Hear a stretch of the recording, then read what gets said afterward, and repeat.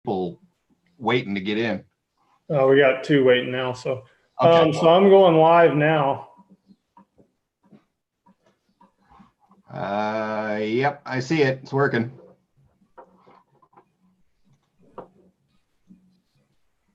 All righty. Okay, have a good class. Sure. All right. Yeah, sounds good. See you in a bit. Okay, bye, and hi to Liam, and hi to Pete. Hello. Goodbye. Now, so. Okay. So I'm going live now. Do that. It's on a delay. What? So I shouldn't say bad things anymore. I think everybody's here except the one who didn't get the kit.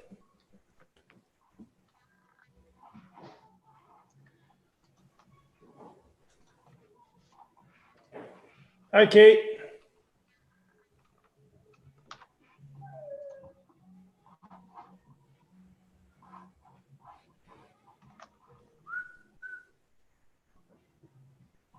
Good morning.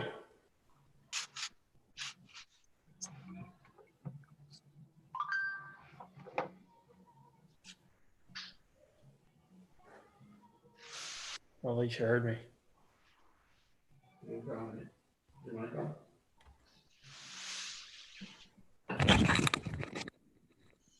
Pete, can you hear me okay? I can hear you okay.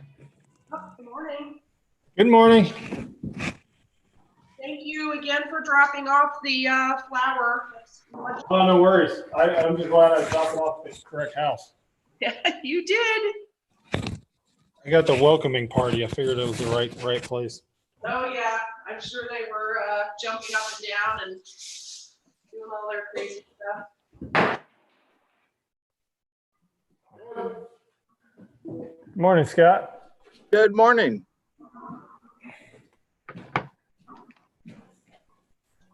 I think Warren is here, letting him in.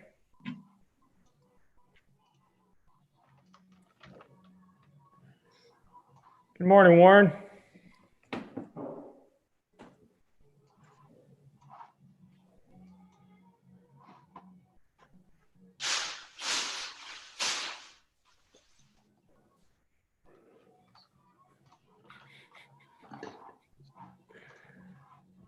All righty. Mike's not on.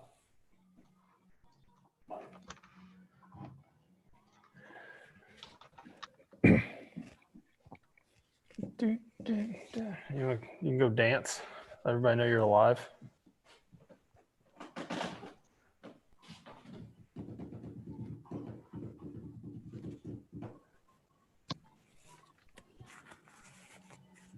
One, two, 1, 2. Hello, everyone. Check, check, check.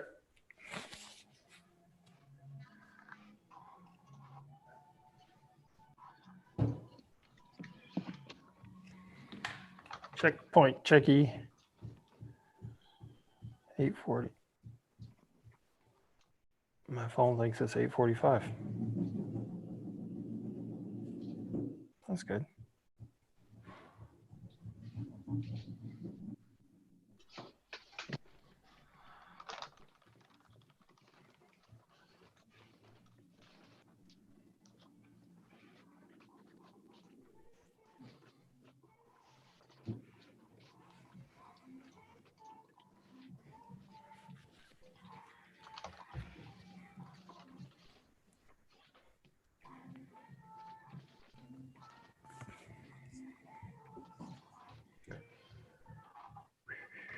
All right, so yeah, I think we're kind of on time. Everybody's here. We did lose one participant. We had some shipping issues, but we're going to get them caught up starting next week. So hopefully they'll be with us next weekend.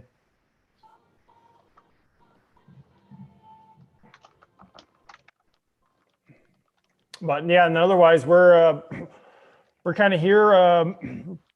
We got the setup already. We're going to go through kind of get quick introduction on kind of getting set up. You can see right here with Liam's got our kind of his workspace. We've got some plastic down on the workspace just to allow us to do some glue ups there. and not have to worry too much about gluing our boat to the workspace, which is probably wouldn't be the best thing in the world. And then, but yeah, before we get started, if anybody's got any questions, I think now's the time to shoot there, and otherwise we'll get going and get to building this boat. Can everybody hear me okay? Yes. All righty. Cool. Yeah, and while we're building too, one thing is if we're anytime you have any questions, you can just kind of jump in and ask. If there's some background noise, which I don't think will be a problem, we've got kind of a small group here, I may mute you. So just check to make sure that you are unmuted when you're when you go to ask any of the questions. But otherwise, yeah, we'll jump into our epoxy kits, get those set up. I've also, you can kind of see the workstation there. Kind of today, we're going to be looking at having, we're going to be working with our epoxy fiberglass.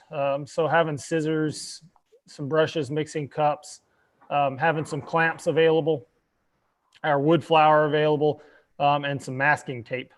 The tape's what we're going to use to kind of hold everything in place while we glass up the bottom of the boat.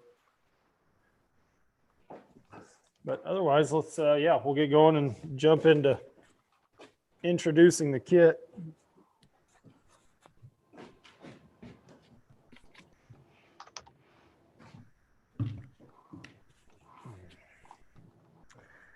So kind of getting started here, we've got our epoxy kits. Again, I was kind of explaining a little bit yesterday, but I'll go more into detail today.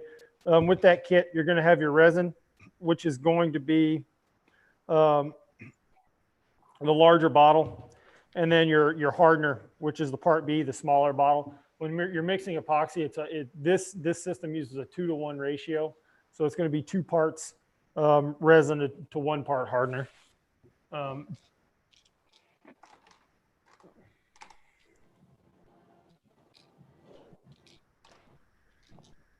And then we'll go with our kind of getting those kits set up. There should be 2 pumps that came with that, with your accessories kit.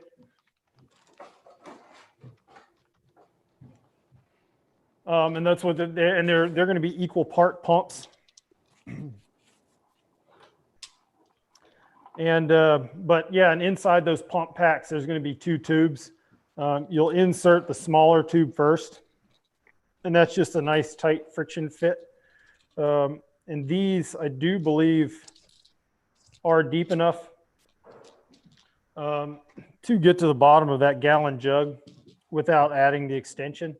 And then with the smaller pump, we're going to actually have to trim that tube off to make it fit in that bottle.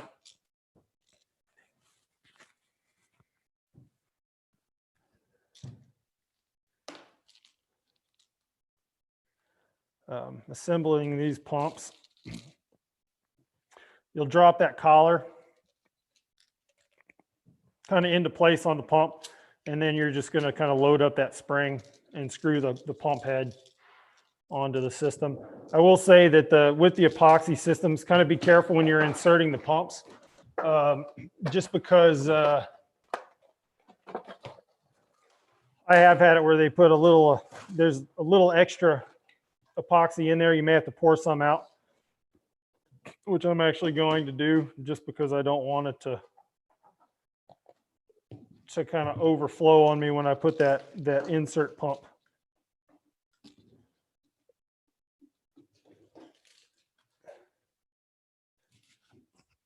Into the bottle.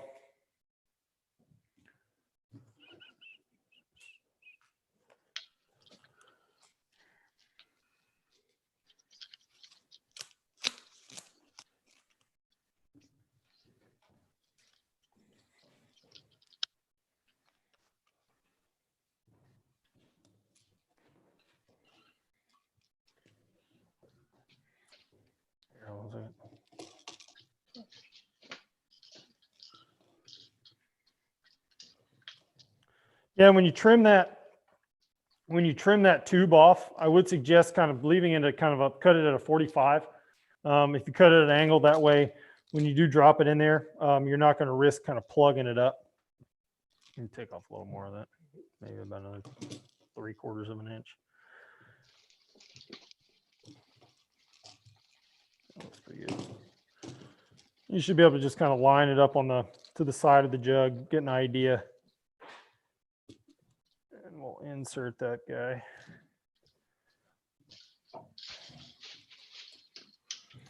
So one thing to remember when we're using these epoxy systems, when you're with the pumps, is they're with the mixture, you've got to be careful with making sure that you're metering out the correct amount of epoxy to resin each time. So that means it's going to be 2 pumps of the larger bottle, 1 pump of the smaller bottle each time. So for each pump, you're going to hear me when we're mixing up epoxy. When I describe as we're going to do, say, we're going to need 3 pumps of epoxy for this particular step. What I mean there is the combination. So it'd be, it's 1 pump, 2 pumps here equals 1 pump. So it's, when I say 3 pumps, it's 3 pumps of the hardener, which then means 6 pumps of the resin. And kind of getting started, I'll make sure to clarify on that. But when we get into steps where we're using larger volumes of epoxy, if I were to say 3 pumps, that means I'm referencing the hardener in how many pumps we're going off of there. So you would make sure. So again, 3 pumps here would be 6 pumps of this, vice versa. We're going to be doing a lot of epoxy pumping, so we'll get the hang of that.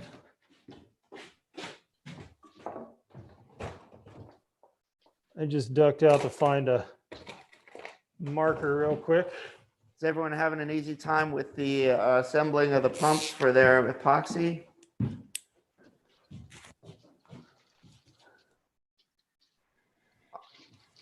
Take silence for yes. Say the question again, I'm sorry.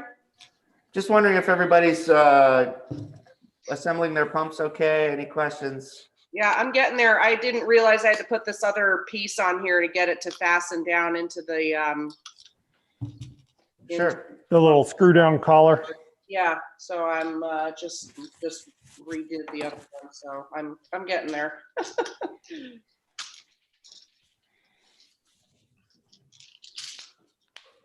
Warren.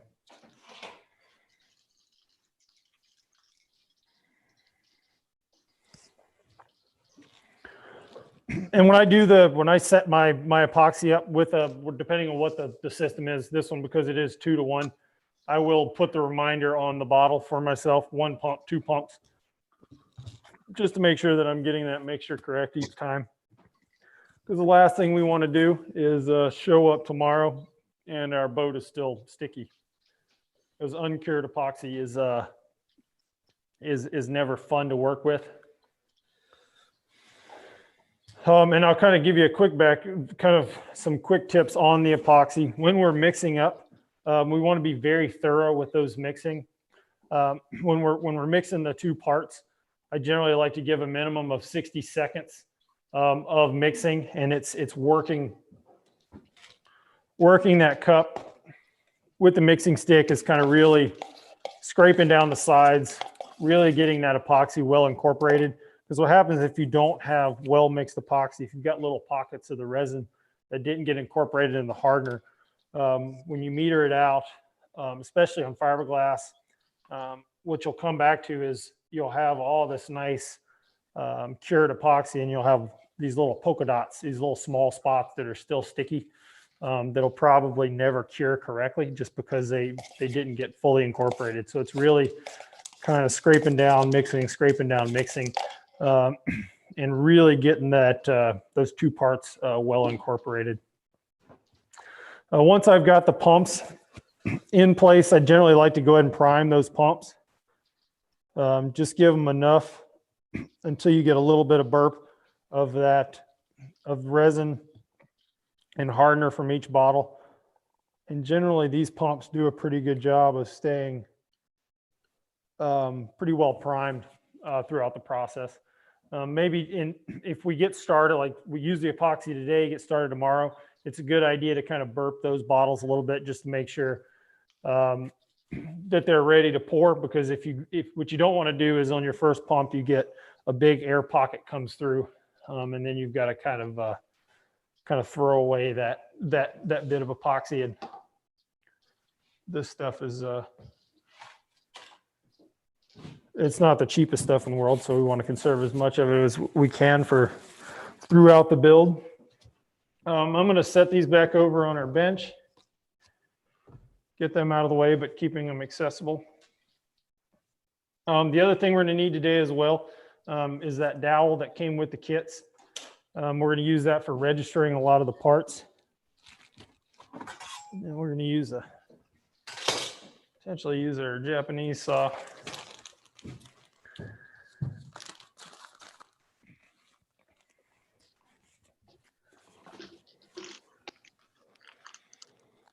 And two, anytime you're kind of handling with the epoxy, we're doing mix-ups. Generally for me, I'll throw on a pair of disposable gloves while I'm working, just to make sure that I'm not getting that stuff on my hands. As far as cleanup goes, if you do get a little bit on your skin, vinegar does a good job. It's a good kind of more natural cleanup solution. For just kind of wiping those little bits of epoxy that may get on your skin. Denatured alcohol, acetone, stuff like that is a little bit more caustic, but it also does a good job of cleaning up any tools. When we're done working for the day, if you want to clean out your cup, stuff like that, that's good stuff to have around. Vinegar also does a pretty good job of cleaning that stuff up as well.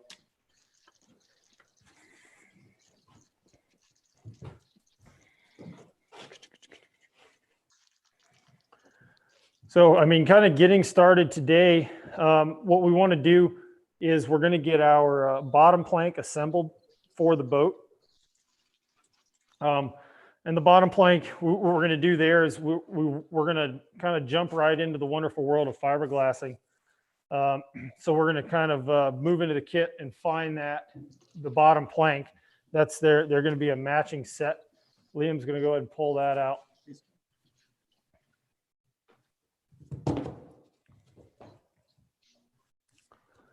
We're going to open it up.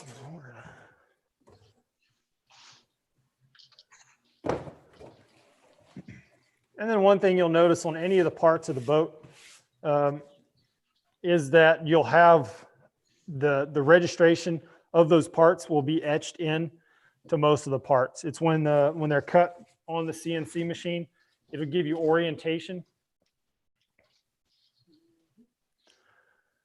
And kind of give you kind of the orientation of the boat and what the part is.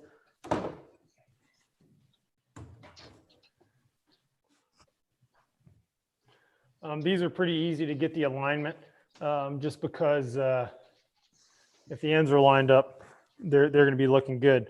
One thing we're going to keep in mind as well is where those labels are in reference to for the finished product of the boat. So if you're planning on keeping the boat bright, you just want to finish it with a nice, put a varnish over that epoxy and keep it all bright wood. You want to make sure that the etching, all the writing on those planks goes to the inside of the boat, because that way they're going to get covered up by the bulkheads once those go in for the stitching. You wouldn't want, because otherwise what will end up happening is you're going to look at bottom bow on the bottom of your boat. So here what we're going to do is actually get that where that writing is facing down on our work surface. We're doing that just because what's going to end up happening, we're going to take our masking tape and we're going to tape these two planks together. That way we can flip them over, and that's going to hold our orientation of those planks, the registration of those planks for when we get ready to put some fiberglass on there.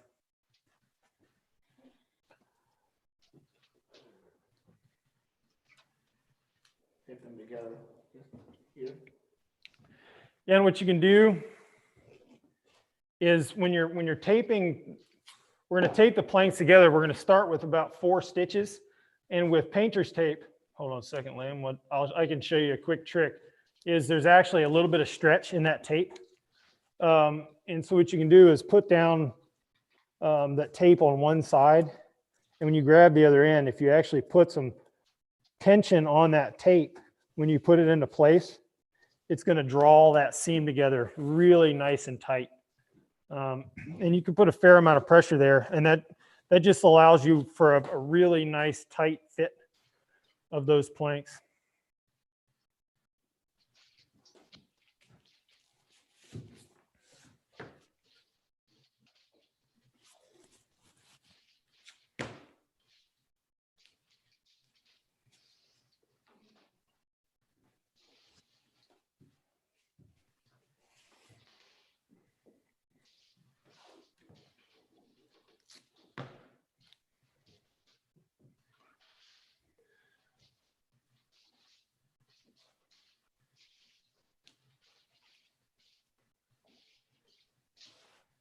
Yeah, Liam, when you put that torque on that tape, it should pull those together nicely.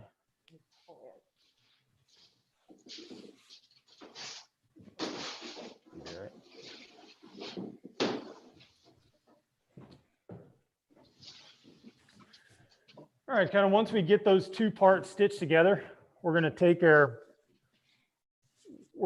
our masking tape, and we're going to cover that entire seam end to end.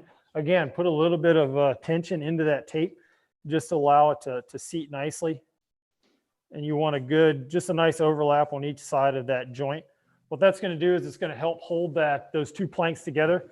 So when we allow us to flip it over, and when we apply the fiberglass with the epoxy, it's just going to hold everything into place. It's also going to kind of create a dam at that joint to allow that epoxy to settle in that joint and fill in any gaps or holes that may be caused otherwise.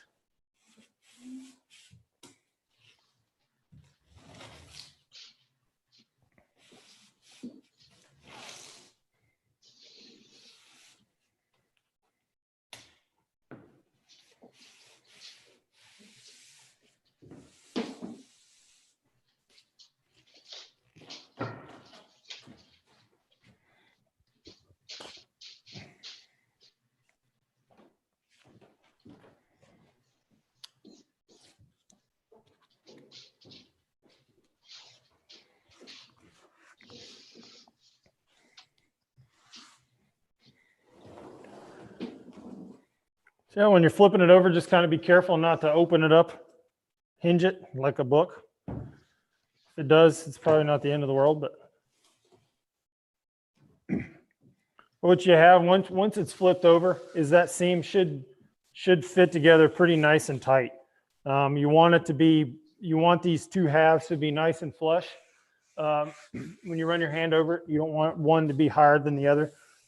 Just because once we go to glue those up, if one side is stepped a little higher than the other, that's going to be taken into the kind of the final shape, that final glue up of the bottom. Because once that epoxy kicks off, that's kind of that's where you're going to be for the life of the boat. And it would take a bit of extra sanding and fiberglassing to kind of fix that as a problem. But if you've got some good stick with that tape, it should hold it into place. One thing we're going to be able to do as well is when we wet it, we're going to wet the seam out for this epoxy in an earlier step. You can actually get some daylight, allow that epoxy to work into that joint, and then sit flush on your workbench as well.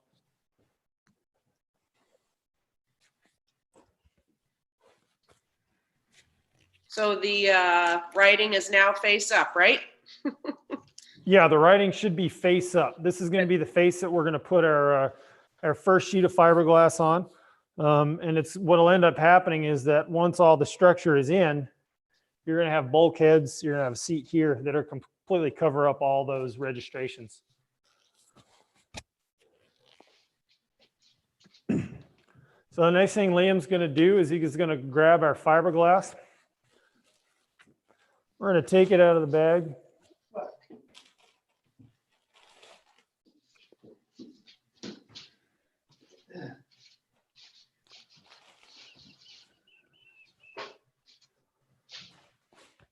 And kind of be careful here. One thing Josh does do a good job of is he tapes those ends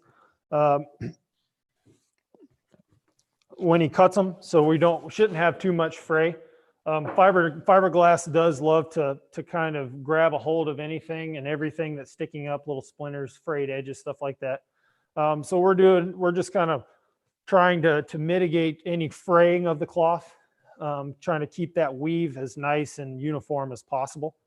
But what we're going to do is we're going to go ahead and lay out fiberglass on the bottom, just kind of unroll that, just to kind of to fit to size. And you want probably an inch of overlap off the end.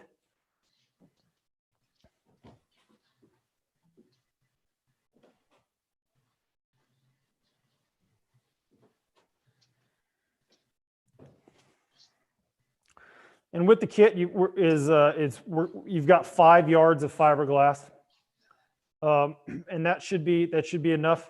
That's going to give us coverage of the bottom of the boat, inside and out, as well as enough where we probably can cut some utility fiberglass tapes that are going to allow us to go back and add a little bit more structure to the boat.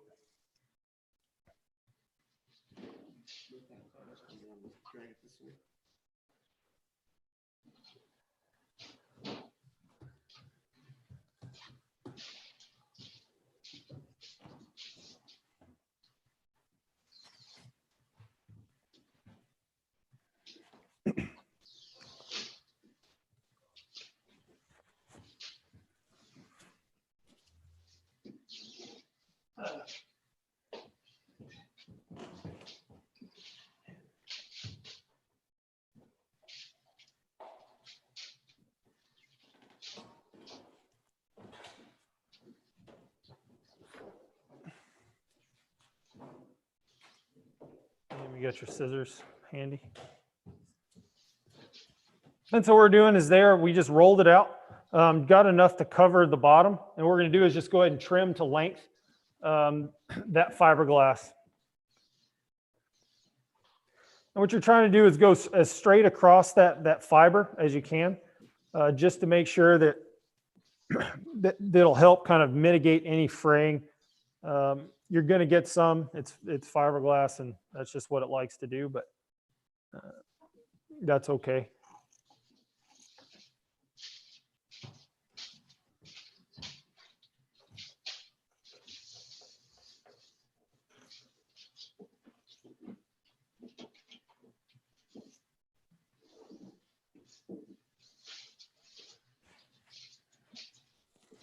But again, Liam went a little bit long with the fiberglass, and that's okay. But you need about an inch of overhang on each end is enough.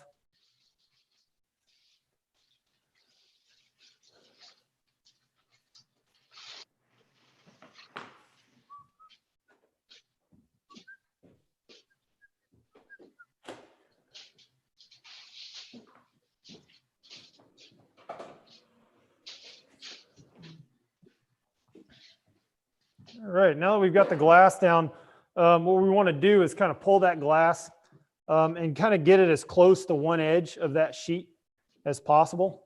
Because what we're going to do is when we trim this, we'll just trim off of one side, and that's going to leave us with some extra fiberglass that we're going to be able to use and utilize in latter steps.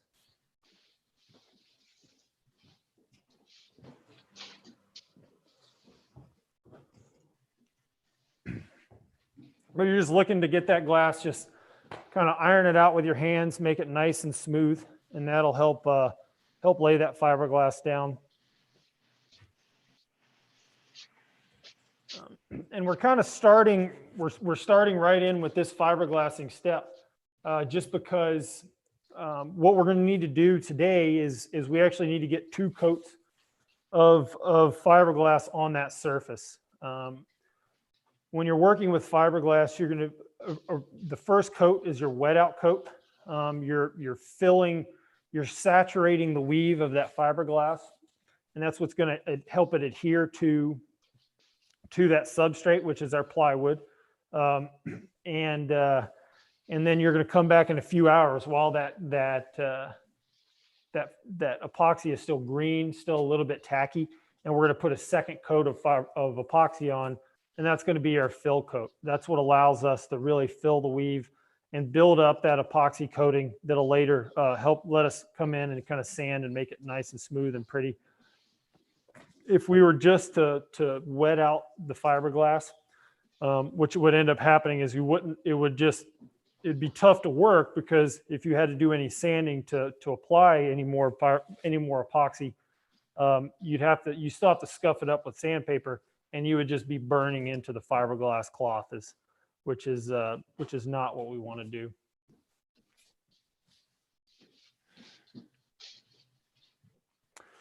All right, yeah. So you can see how Liam got it nice and oriented to the side. He's got an inch or so of overhang on that side.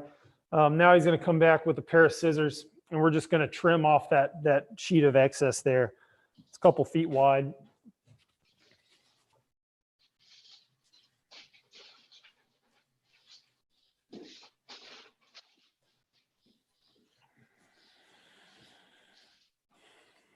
And remember too, throughout the whole process of the build, if you have any questions, you want us to rework steps, feel free to chime in, say, hey, I didn't catch that the first time. Can you show me that again? Anything like that. More than ready to answer any questions, help any way we can.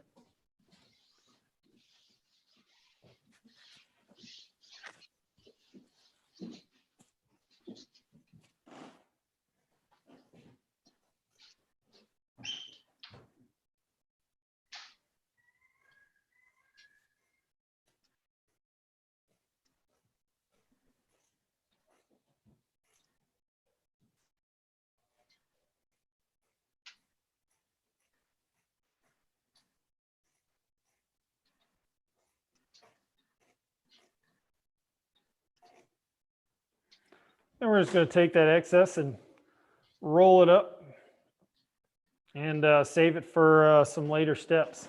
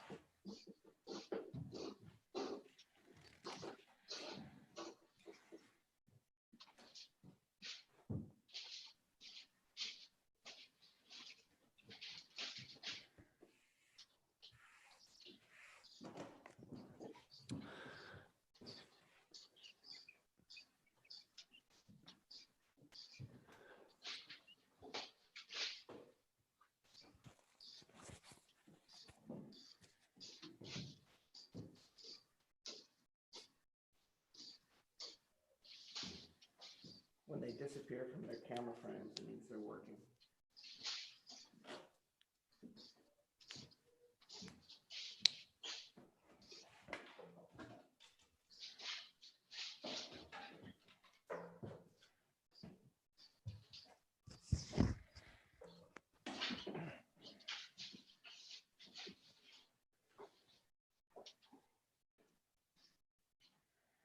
All right, so and when you're getting yourself ready for the next step, what we're going to be looking for is that burgundy colored squeegee that came in your box. That's going to be our friend for metering out our resin onto our fiberglass.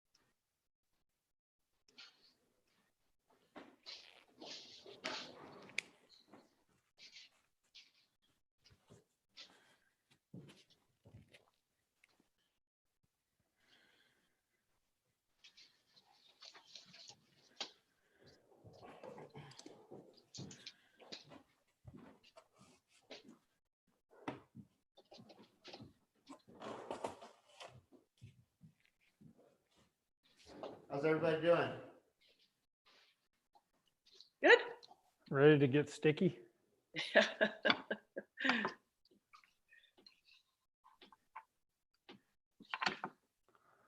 The change in scenery.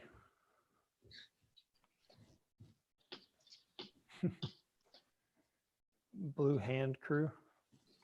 Weird, the delay is slight. Now.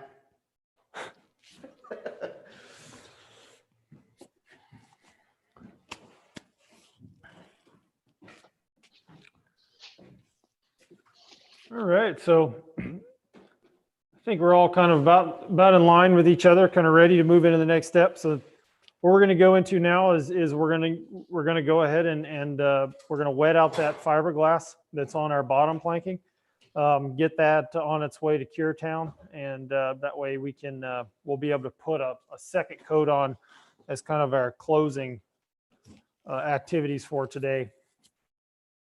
But Liam's got his cup ready and his pumps. What we're going to do is we're going to start out. It'll be 4 pumps of the hardener and 8 pumps of the resin.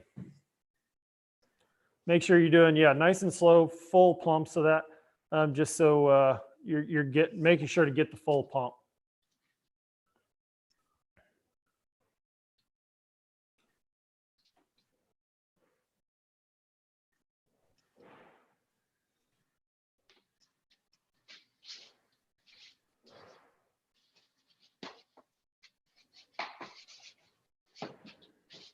One-ounce pumps.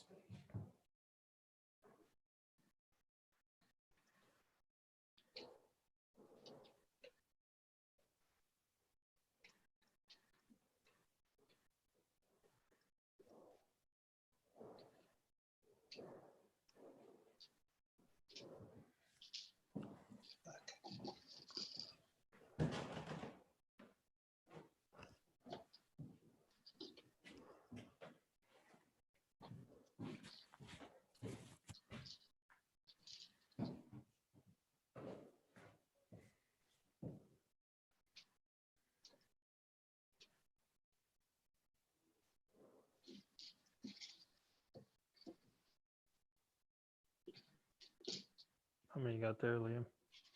Is your 4th? 4, yeah.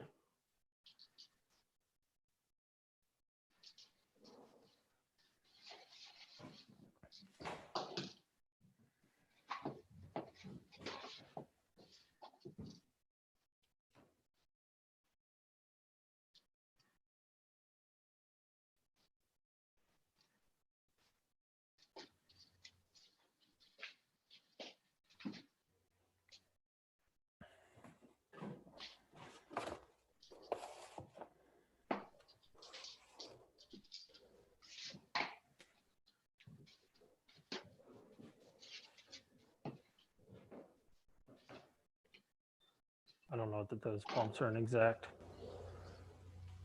It's a guide.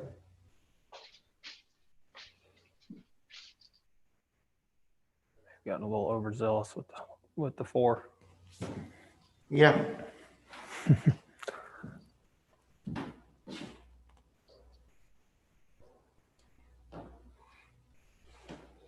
Is that your mix? That's it.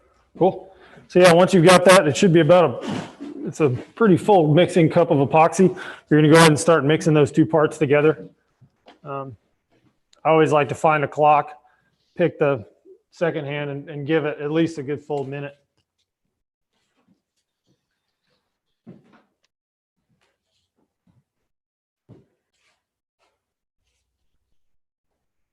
I like to mix up my action too.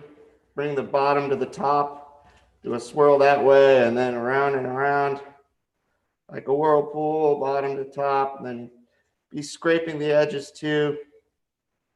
Get that stuff that sticks there, scrape the bottom.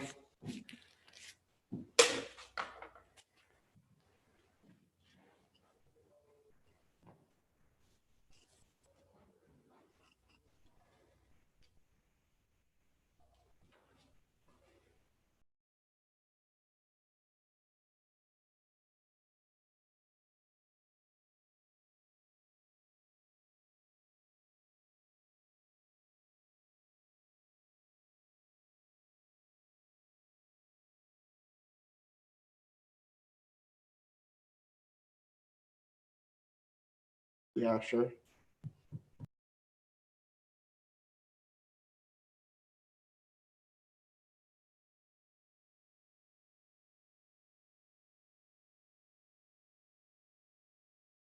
Big enough to stir while not get your hand all sticky.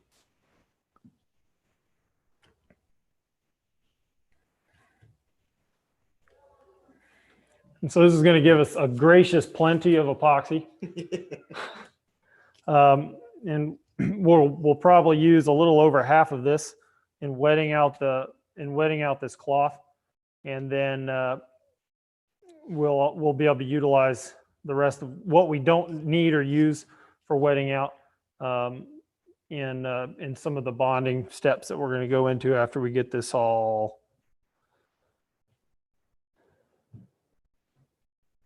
You feel good with that mix? Mm-hmm. Cool. I like it.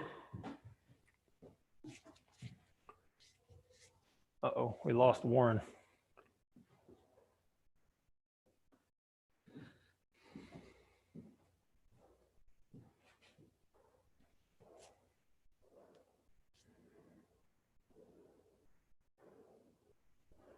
Give her another camera switch.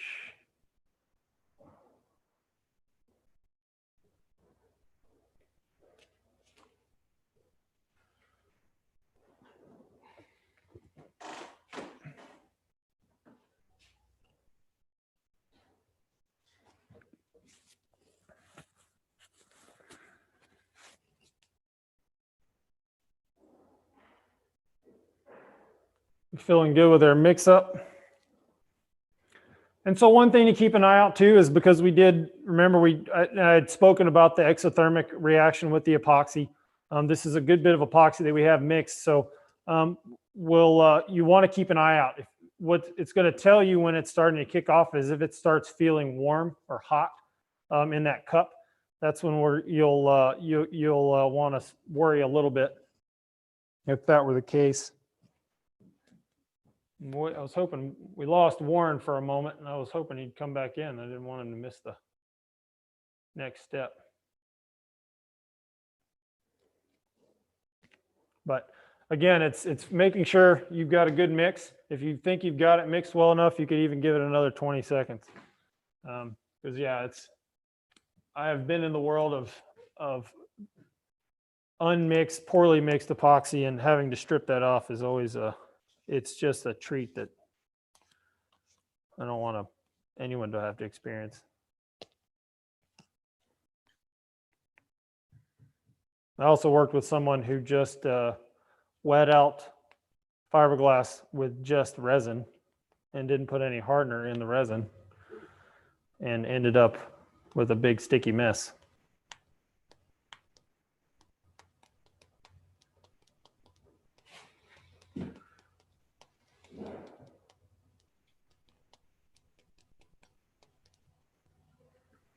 Cool.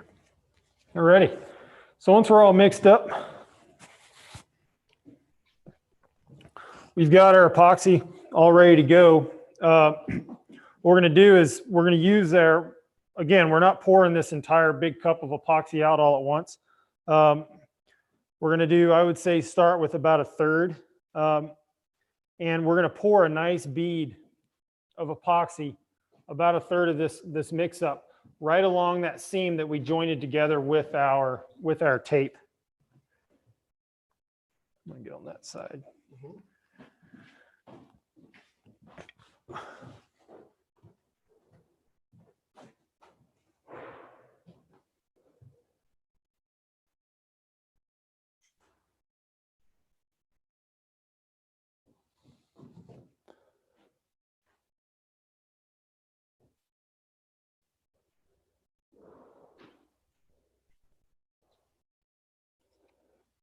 right, so I've got about half that epoxy. I'm going to set the other half to the side.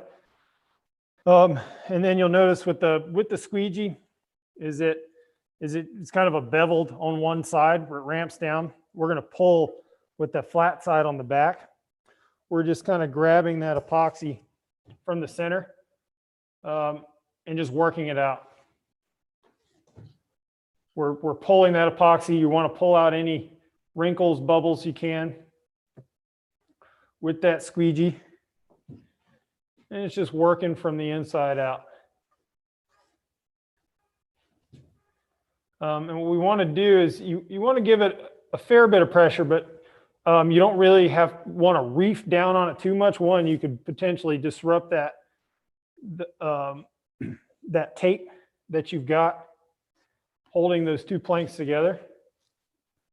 But the idea here is just really massaging that resin into that fiberglass. You'll notice that when it's properly wet out, it'll go almost completely clear.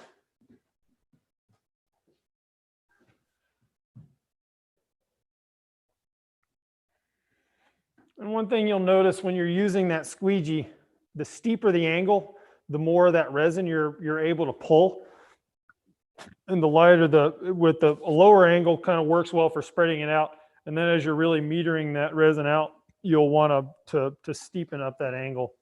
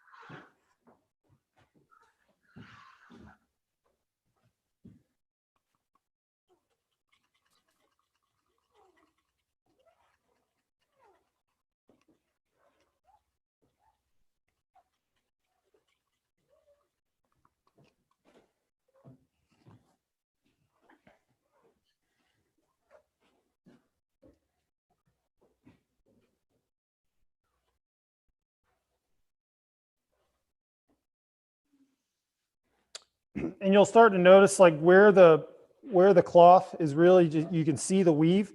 Anywhere it's kind of a little bit shinier, where it looks like there's kind of pools of resin, you want to pull those pools, and really it's making it all a nice even saturation.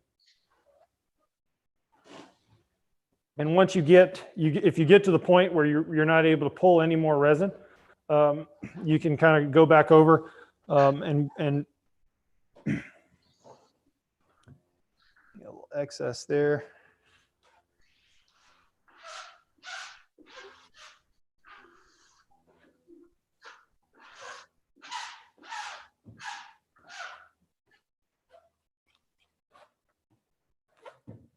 I think I was pretty stingy in my first bead there, so just put some more down. That's okay. Sorry, I missed what you said. I think I was stingy with my first, bead there, so just put some more down. Yeah. So what you're going to do is you start with that first pour, and yeah, you'll just keep adding, and you don't have to put it right in the middle. You could kind of just start spot filling where you think you need more resin. Okay. And the idea is that we're just going to keep pulling that resin until we've got it all well saturated. Thank you.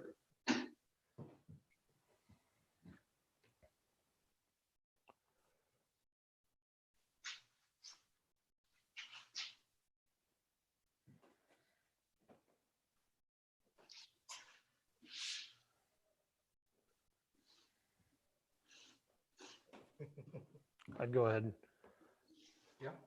And yeah, going ahead and pouring anywhere you think you're going to need more resin. Just again, it's just kind of getting that epoxy metered out. If we've got it spread out on a space, it just increases.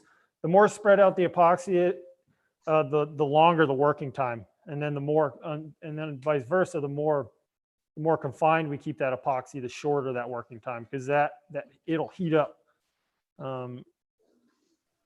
exponentially faster if it's stuck left in the cup.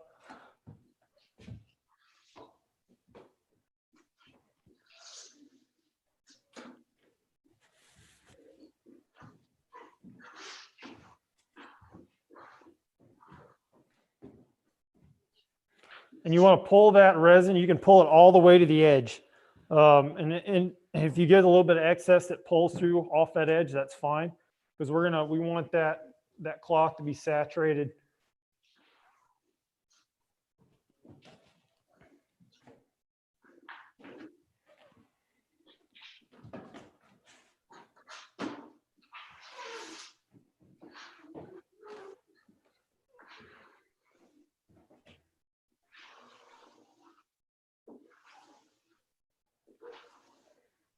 When you're getting close and you've got kind of heavy spots, you can always kind of pull that, any excess of, if you're heavily saturated in places, you can pull that excess epoxy to wherever you need it. You can do that by just really tipping that squeegee up, and it'll really pull that bead to where you need it to go.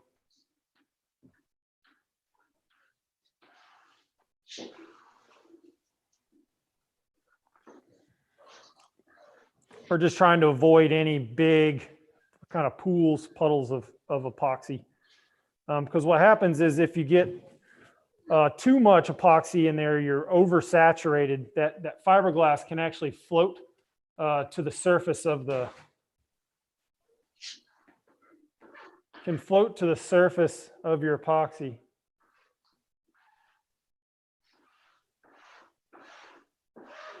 Is Warren needs rescuing?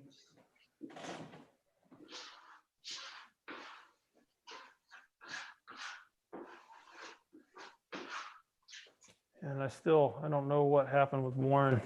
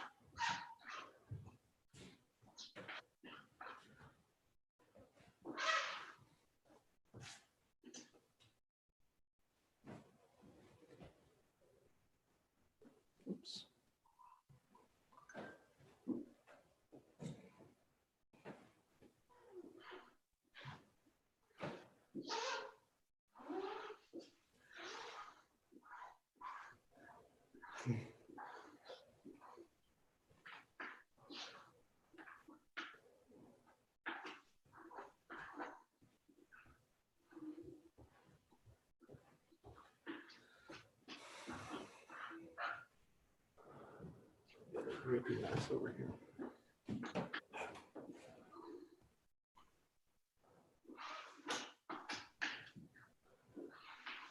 You're pretty well saturated on that edge. Mm-hmm. You maybe just pull that extra epoxy into the in and bring it over to this edge if you can, because you still got some pretty light right there. Yeah, and if you see spots that are kind of opaque, it may be just it's still a little bit resin starved. One thing you've got as well is that we've got this ply. It's very, very low moisture content. It's real dry, and it's actually going to want to kind of pull that resin into itself. So areas that may have looked like, oh, it looks great, after 10 minutes, you may come back to it and it looks a little bit resin starved.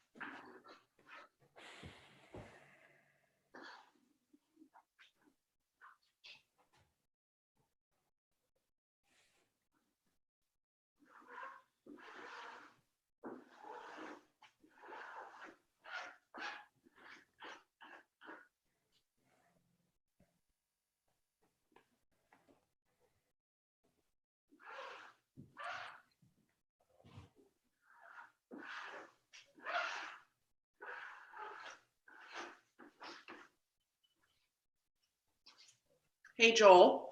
Yes, ma'am. At my bow end, right at the tip, the two pieces are a little uneven in terms of not being totally level, and I can see a little bit of fiberglass.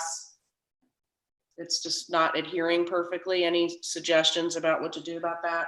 So like it's the alignment up and down or forward and back? It's like this. Okay.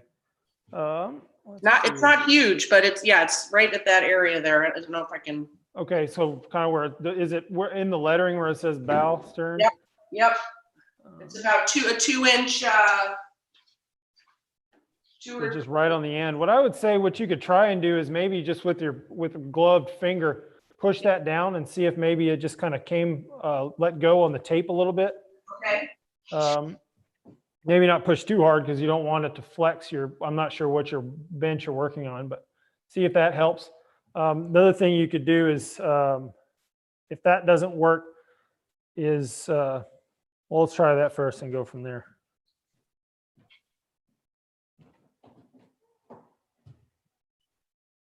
Yeah, it's not holding. Not Okay. holding down.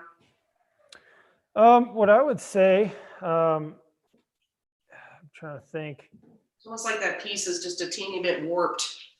Yeah, and that's one disadvantage. It's great. The construction of this boat is really nice and light, but that 4mm plywood tends to can hold some tension when they glue it up. And trying to think what's the best way to get that to do what it's told. I would say if you could potentially slide that because it's on your surface. If you pull that where you could get that may disrupt some other things. Let me try it here.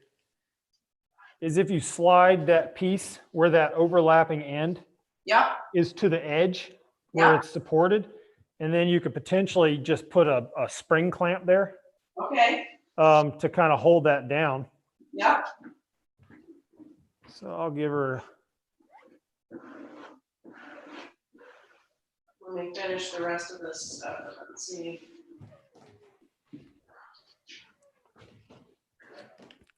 But yeah, if you go to that edge, you could come in with a spring clamp. The other thing you do is if you have something that's got some weight to it, You could put some, if you had some like clear packing tape or just a piece of plastic.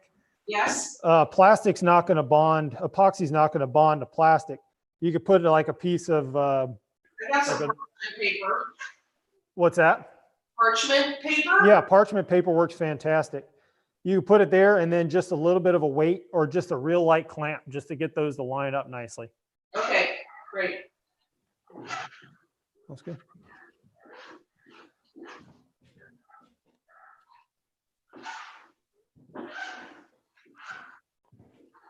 All right, and so from our epoxy, we had about 3 ounces of epoxy left after we got that, after we got the cloth good and saturated.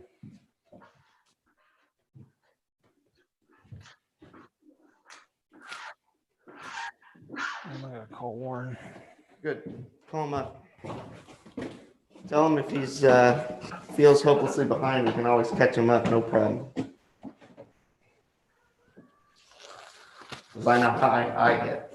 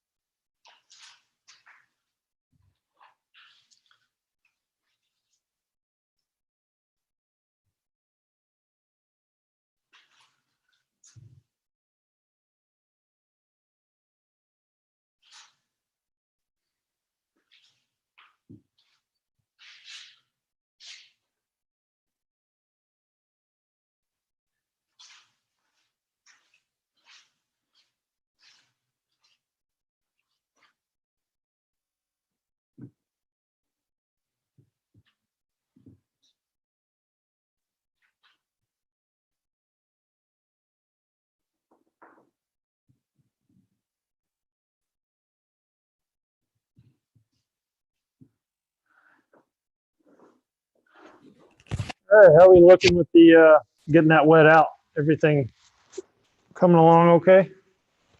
Yeah, Perfect. everything seems to be covered. Nice, yeah, and that's what we're just looking for. You're just kind of, if you got it all wet out, you're at a good spot. And the other thing too is looking and seeing if if you've got any kind of puddles, what looks like kind of shiny spots where you're not seeing the weave through. Maybe if you have too much, but should one nice thing is, like I was saying earlier, you've got that. How are we doing with the epoxy? Not hot, but I'm putting my gloves on backwards. slightly elevated room temperature. You want to see the weave is the bottom line, right? Just it shouldn't be should be pretty. Yeah, we're just wanting the weave to be wet out. We're going to fill that weave when we go to do the next coat of epoxy, which will be our last step for today. Okay. Yeah, and I've got about 4 ounces left in my cup. 4 ounces, okay. All righty, and so what we're going to do with the rest of that is we're gonna dig into our wood flour.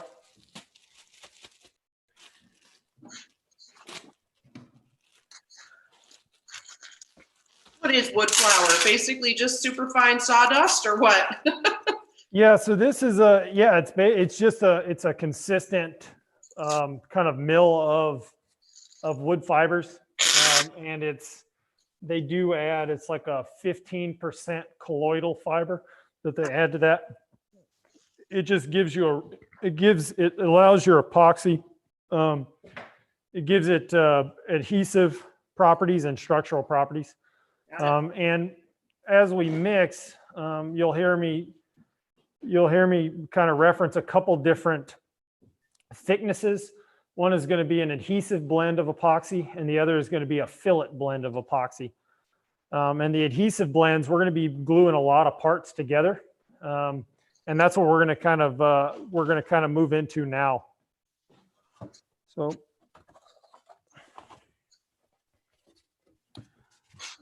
What we're going to do is we're going to kind of go into our kit, and we're going to find our transoms.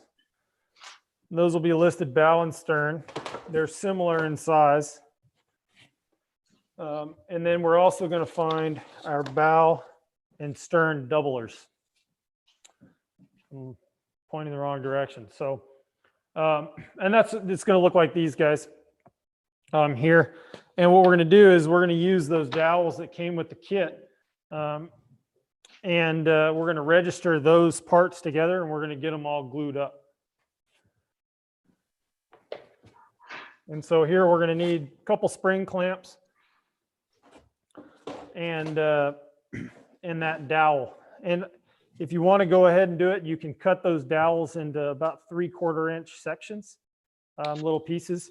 And what that dowel is going to do is that there are pre-drilled holes for inserts that are going to allow us to allow it to give us proper registration for glue up, so it doesn't slide around on us too much.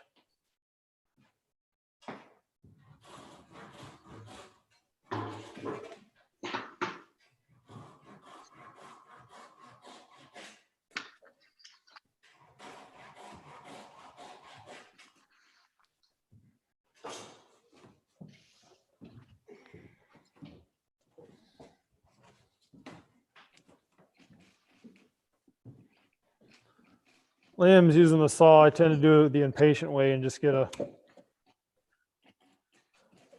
heavy set of wire cutters and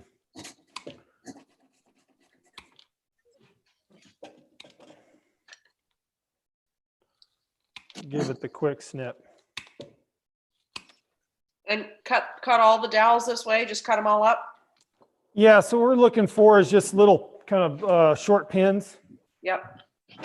And it's going to be wide enough for basically just 2 layers of that, and of the ply. We're gluing those on. We're adding structure to a lot of our boat parts.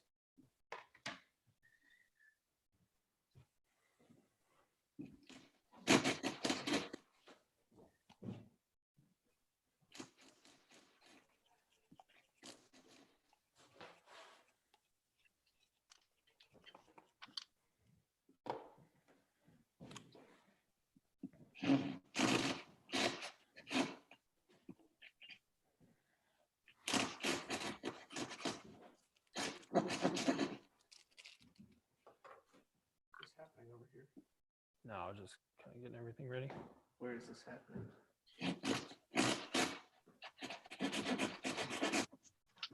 I mean, it's kind of wherever, because it'll basically be, we'll clamp it and then you can lean it up on something, kind of get it out of the way.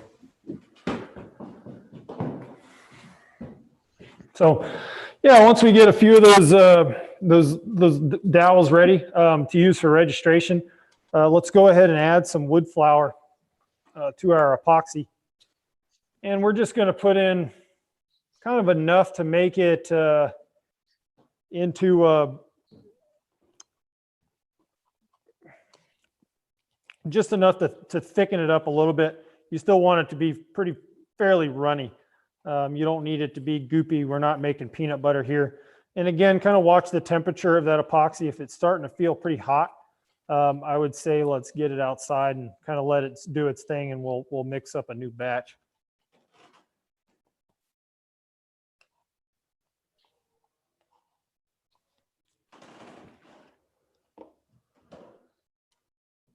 But we've got brushes that came with the kit. Yeah, mine's definitely heating up. Okay. If it's a little warm, that's okay. Yeah. It's just if it starts to get hot, then yeah, if it does feel like it's going to get hot, you could either, if you've got like a piece of cardboard or something, and you can just let it spread out, pour it out onto that, or you can just put the cup outside and let it finish kicking off and mix up a new batch. But what we're looking here is you're looking for these parts. You'll have the bow doubler and then the bow transom. And I would suggest is we're going to put that doubler on the inside. You're going to take that where it says bow doubler. That's going to go onto the face of the transom. So you're hiding that. You're hiding that etch marks, that lettering, and then you're going to glue it on the side that is written bow on that transom. And that's just good because we're gluing these doublers to the inside of those transoms. And this is just allowing us to hide that when we have our finished product. So we're going to go ahead and wet out our part that we're going to glue on. I'll give this to Liam. I'll get this out of the way. And you want a really kind of healthy dose of epoxy on that part. And you can go ahead, if you've got the transom doubler, you can do the same with it.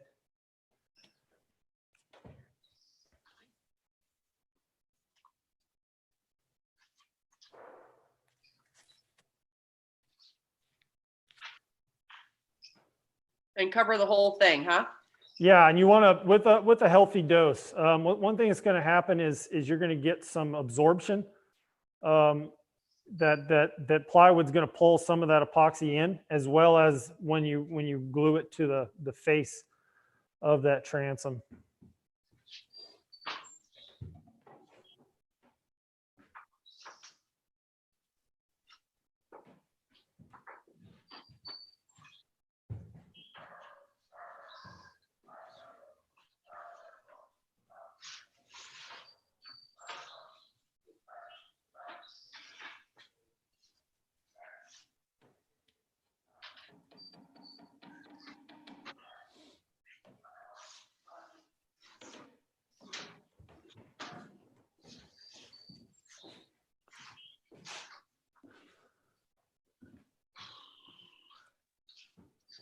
Does the stern doubler look like the bow doubler? Yeah, so they'll be similar. The what's that? It says TR doubler. Yeah, so it'll say TR doubler. It's a little bit bigger, and it's got a notch in it Okay. because This one. Ah, okay. Thank you.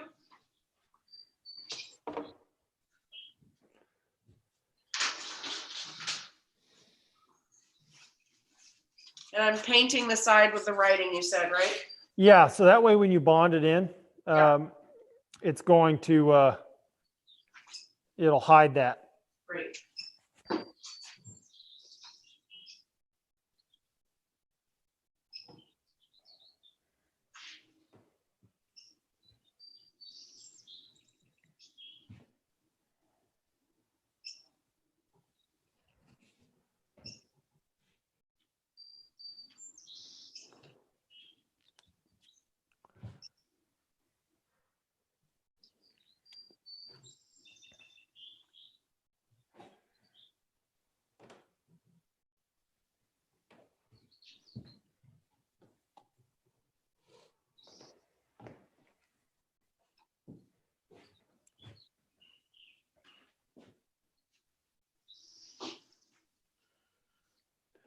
And Liam, you want to go ahead and grab 6 of those little shorts of dowel.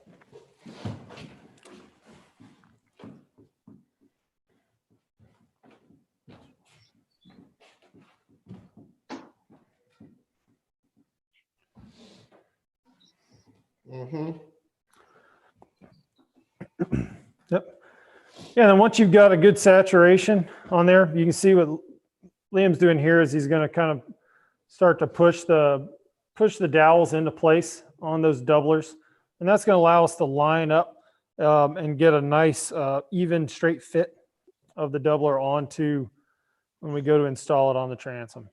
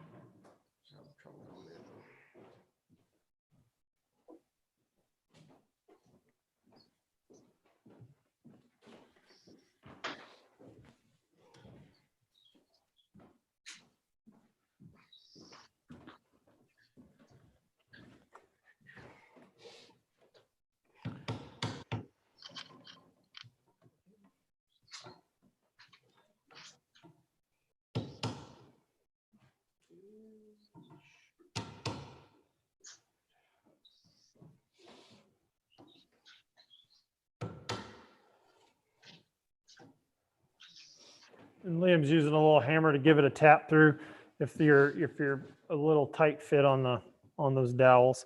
Sometimes when the machine mills those holes, it may not perforate all the way through, and sometimes it leaves a little bit of extra edge on there. It can make for a little tighter fit.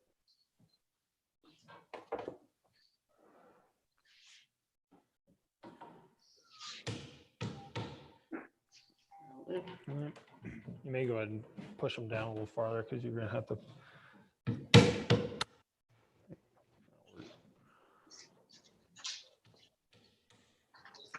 And once you get the those doublers all lubed up, we're going to be ready to go ahead and bond those to the transoms themselves.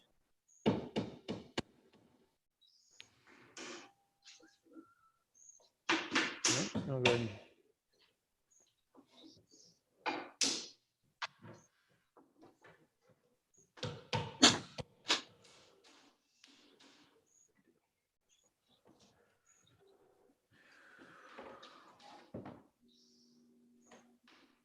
And remember, we're going to glue the doublers on the side that say bow and stern, just so that we know we're going to hide those once the.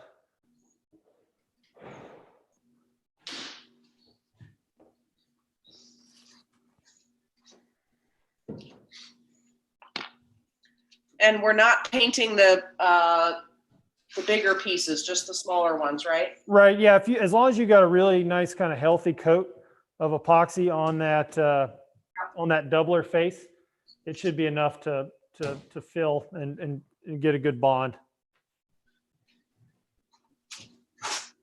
So bow out and hide the doubler, right? Yeah, so where it says doubler, you'll put that on the inside, and then where the letters, so like where it say bow and stern. Yeah. But where it says there, you're gonna glue that doubler on that same face. So, because this is going to be the inside of the boat. Ah, okay, so the bow, all right, I got it. Yeah, so the doubler, where it's written bow and stern on those transom, that's Yeah. going to go inside a bulkhead, which is going to hide that lettering. And Yeah. the doubler is also on the inside of the boat. Once you've gotten those, and you've got Mr. Clamptastic,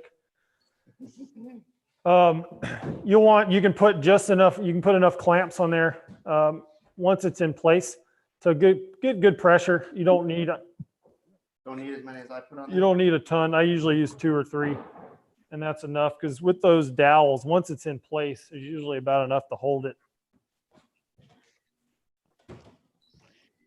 One really nice thing about using epoxy, as opposed to other type of glues like a wood glue is dependent on making sure you have good clamping pressure, whereas epoxy has really good kind of gap filling properties. It's just kind of holding it in place until the glue dries, because once it does, that epoxy is stronger than the surface that it's glued to. All right, that look about right? That looks good. Yeah, and it's so that face that's to me is where it would have yeah, as long as it said the writing is on that side, we're all set. Yep. 'Cause your picture's little, mine's. Huh? Now we're good. Yeah, and I usually will, and once you get those glued, if you've got some squeeze out, you could grab like a little paper towel or something, wipe that squeeze out down if you want. It's also something that's pretty easy to clean up later down the road as well with a little bit of sandpaper, but that can save you a few minutes in the future. And I'll just, once they're all glued up, I'll find a spot kind of out of the way, probably put them just right up under the boat if you want to, kind of give those inspection, a little gap on that end, kind of make sure that all the parts are seated well. You've got a good bond. We don't want to glue any air gaps in there. And I'll usually just set those parts on the clamps and just get them out of the way.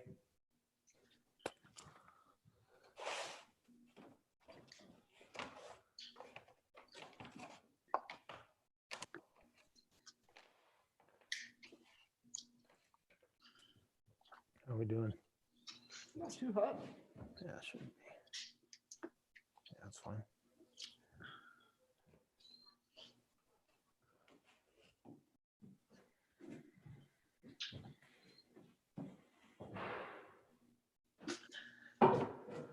I think we have lost Warren. It's too bad. No, I mean, I gave him and his wife a call.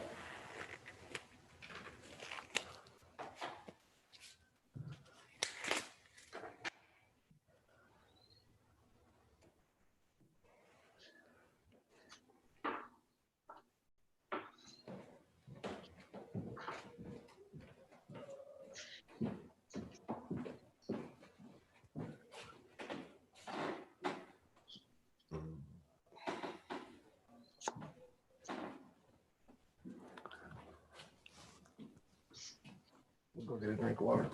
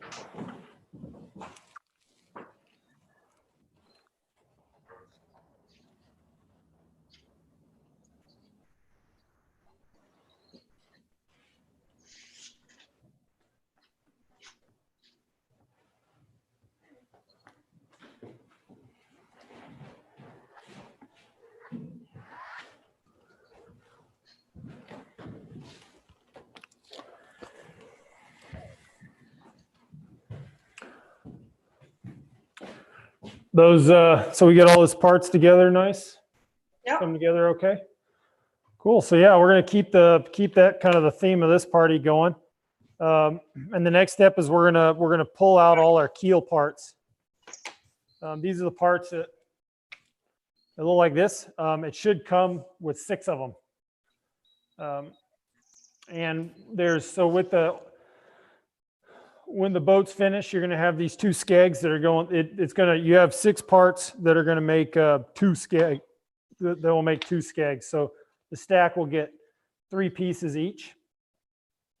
And these are also registered with the dowel holes. You'll be able to see those holes. And so what we're going to do is just kind of go ahead and pick. I would suggest finding the 2 better faces to put on the outside if there's any of them that are kind of boogered up. This one's got some little chatter in it from probably whatever the mill was. But we're gluing these up in stacks of 3. And you'll just pick the 2 that are to the outside, and we're going to do a nice healthy coat of epoxy on those 2, and then we'll sandwich the 3rd one that doesn't get any goo right in the middle.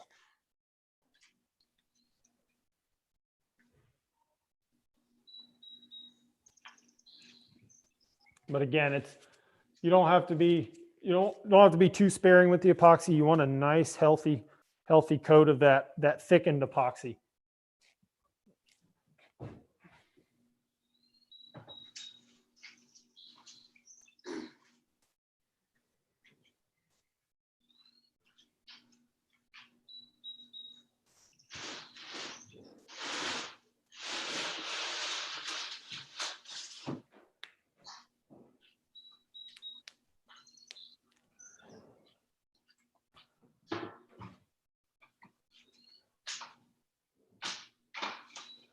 And this should hopefully kind of tap out that first mix of epoxy that we made.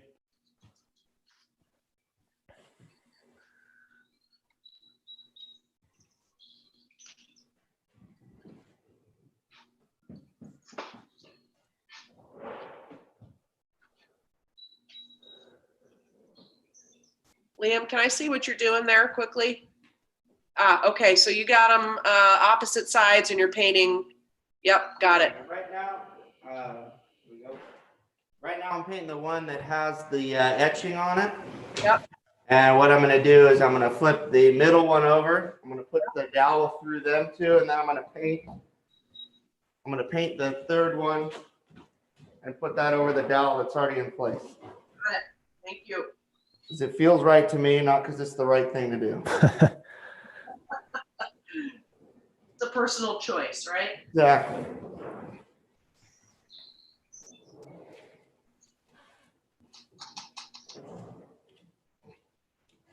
Still sharp edges.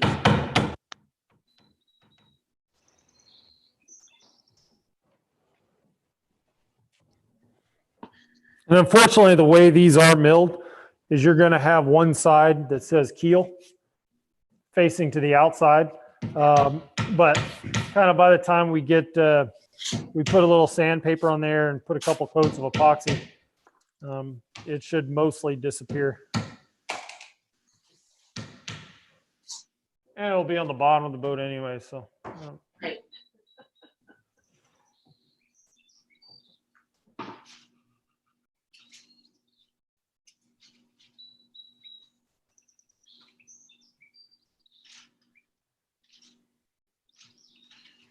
Yeah, and this first day, it's really, first couple days is really just kind of getting everything prepared, kind of working through steps, just kind of getting us set up for assembly day.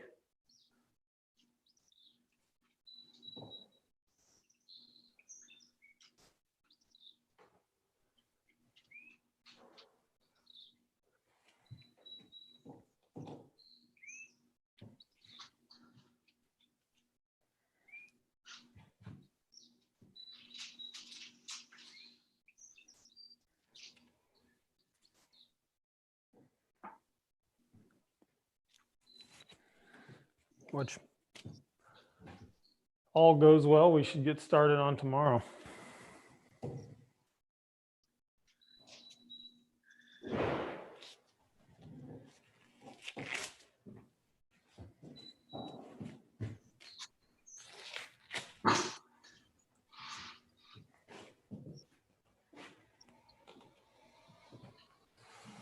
Squeeze behind you, sir.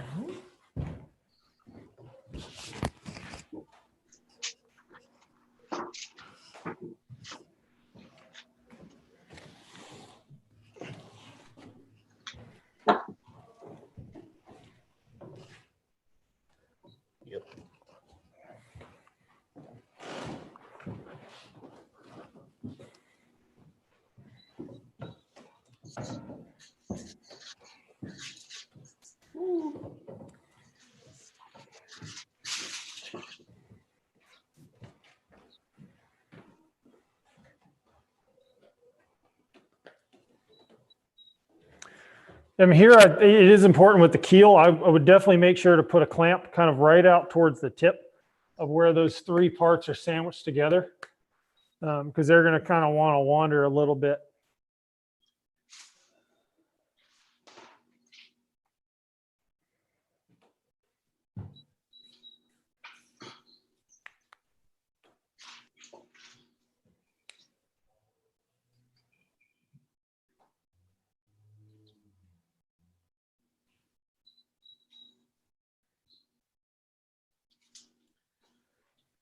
Clips. What's that? I'm gonna run out.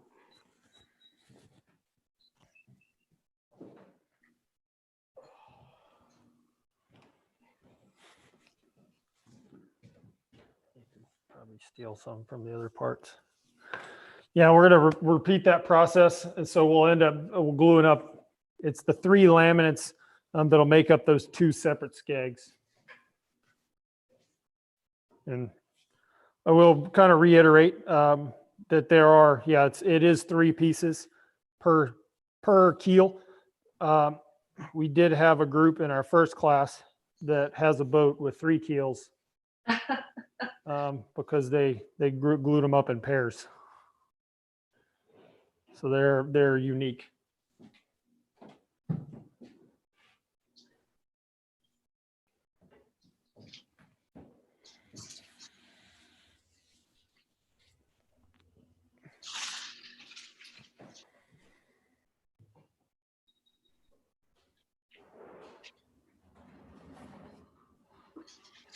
Hi, Pete.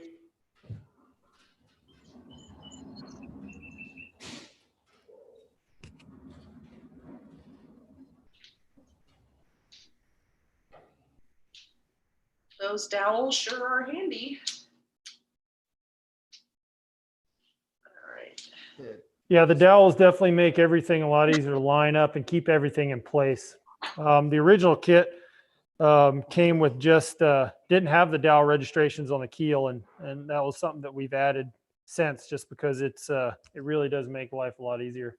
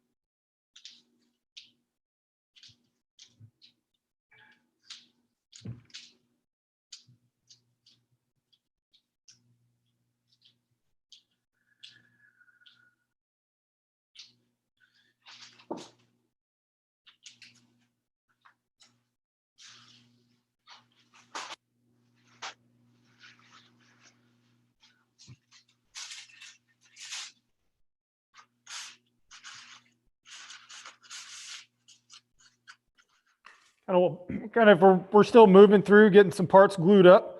I'm actually going to take just about a 5-minute break. So if we want to kind of take a quick little break for if you need to grab something to drink or use the bathroom or something, and we'll get back to it here in a few minutes.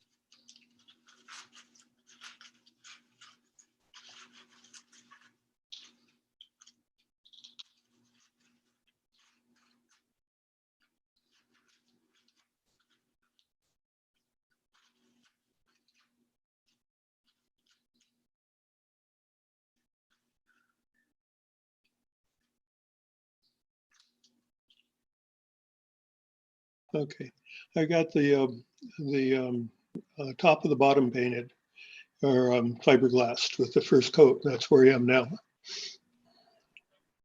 Hey, we're taking a quick break here. Glad you're back. Okay, thank you. So am I behind on something else? Have you started the We braces or anything? we've done the we're doing the keel right now, gluing three and three together. It looks like maybe Liam's back, so he can probably give you the Okay, scoop here. I'll do the keel pieces and the stern piece. Yeah, Yeah. so we did the, Glares. Camera 2. we've got the bow and stern doublers. We installed those onto the bow and stern transoms. And then we're gluing the two skegs together, which is three Okay. parts. And we're just getting those clamped up. And we're gluing that together with a little bit thickened epoxy, adding some wood flour to the epoxy to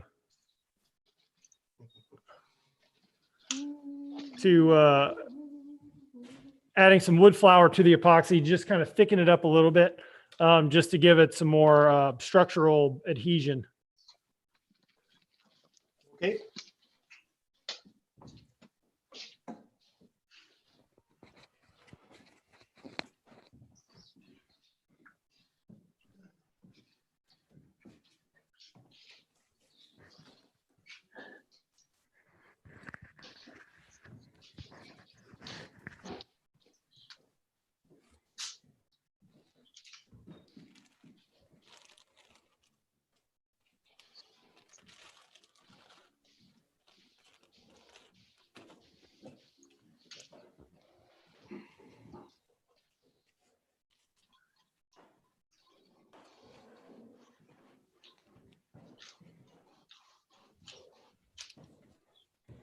Yeah, and when you're gluing up those bow and stern doublers, you'll notice where it is etched in. It says, bow doubler and TR doubler. If you put those letters to the inside, it'll hide those if you're planning on leaving the boat bright with the finish.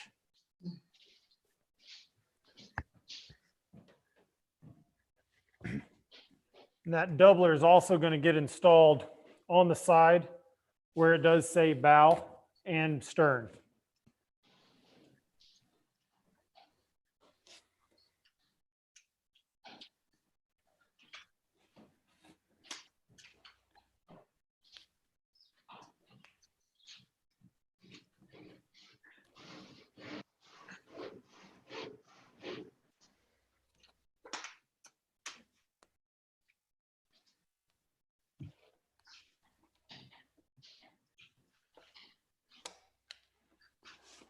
Stealing some of your clamps.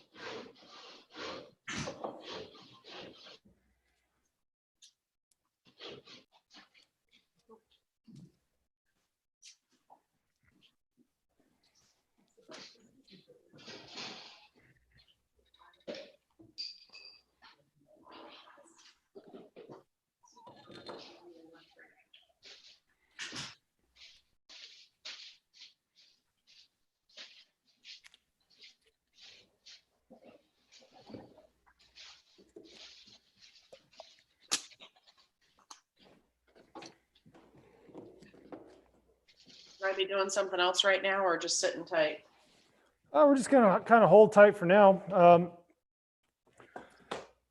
One thing you could do is kind of start going through the kit. You'll notice that there's parts with puzzle joints. Yeah. We'll go ahead and pull out all those parts with the puzzle joints.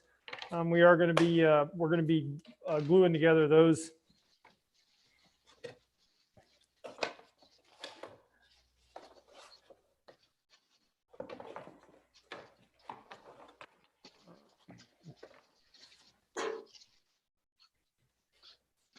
There's also parts with temp jig written on them. There's 4 parts. If you find those in your search, those will be handy as well.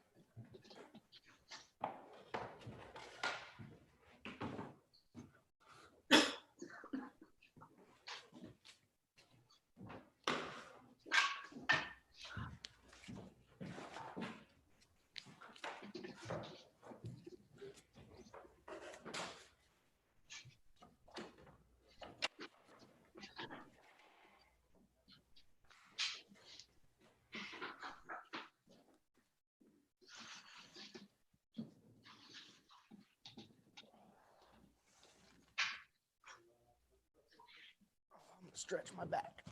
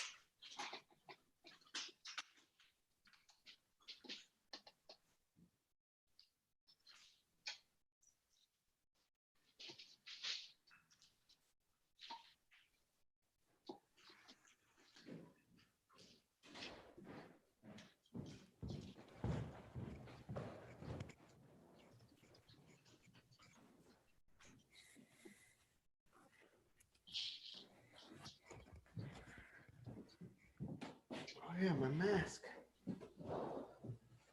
My mask.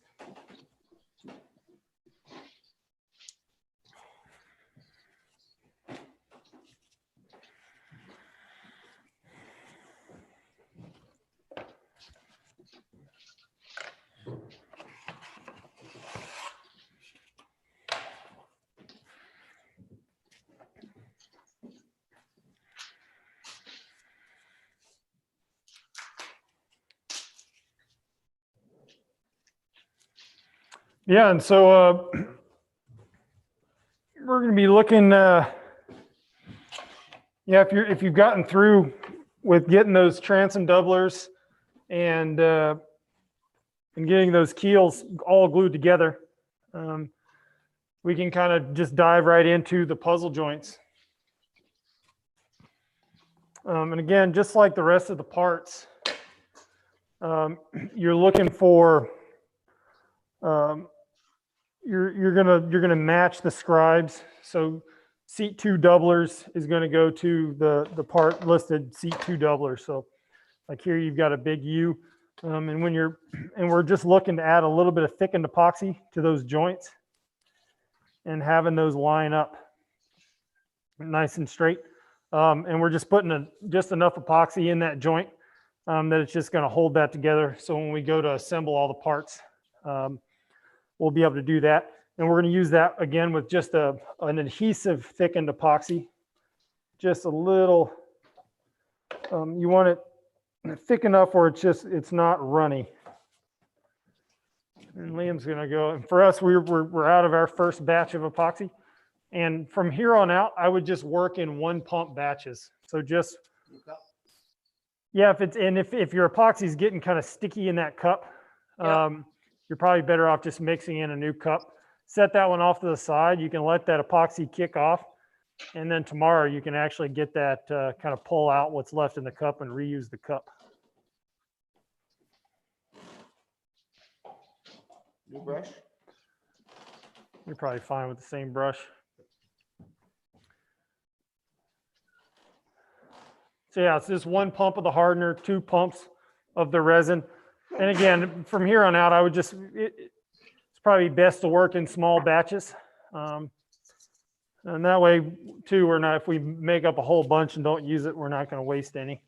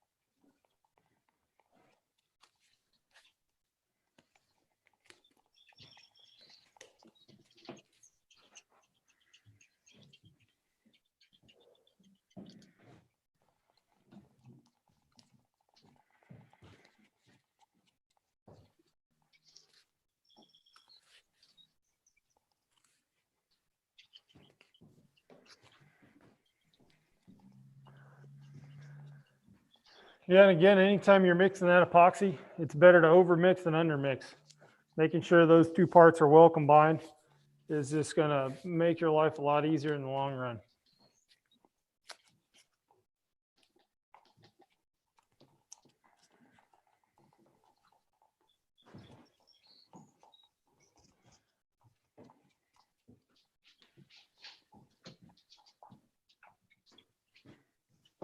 Getting tired?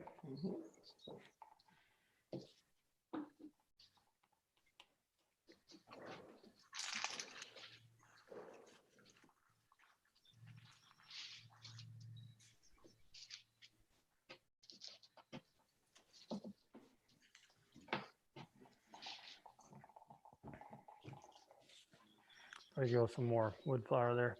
Yeah, and you can go with that kind of adhesive mix for the epoxy. You don't have to go sparing on the wood flour. You just don't want it to get so thick that it's a kind of a, you don't want it to, you want it to be able to flow off of your mixing stick, but you want it to have enough of those fibers in there to really to give you a nice adhesive hold on your parts that you're gluing up.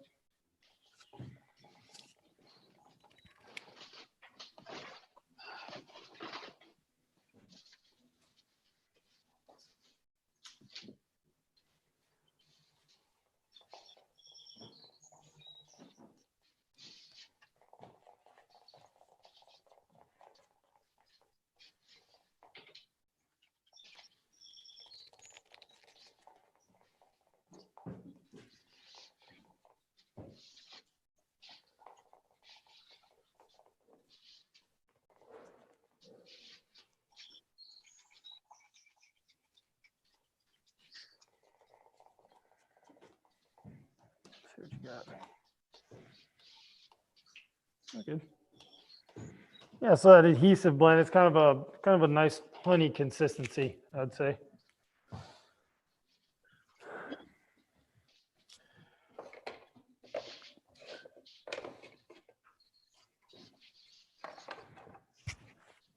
I think Liam's planning on kind of diving into the seat 2 doubler.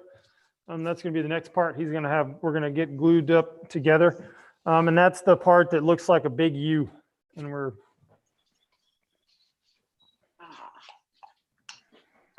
what you're looking to do there is wet out those puzzle joints in the U.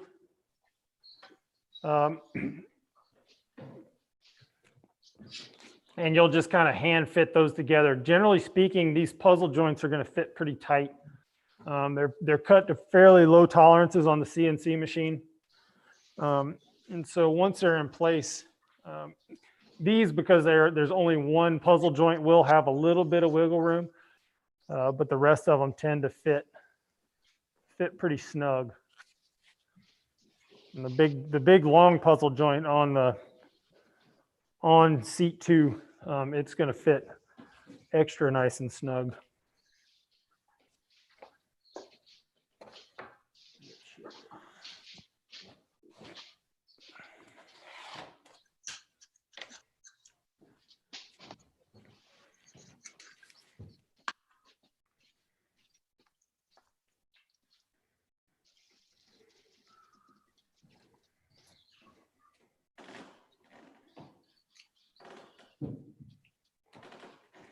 And if you've got the flat surface, here's a good place where you could, if you fit those, you've got some parchment paper, a little plastic to put under that part.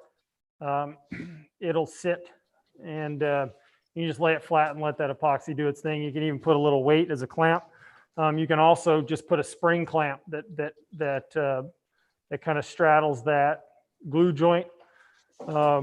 And if none of those are an option, running a piece of tape on each side is not a bad option either. This is a part that's going to, for the most part, get hidden in the boat. It's a structural stabilizer for the rower seat. So we don't need to worry about which side the writing is on or anything like that. No, I mean, it's less important. I tend to glue everything up where all the writing's on the same side. Yeah. But you're not going to be, this is going to be underneath of the rower seat. And so if you did leave some writing exposed, you're going to have to be a contortionist to be able to see it. Okay.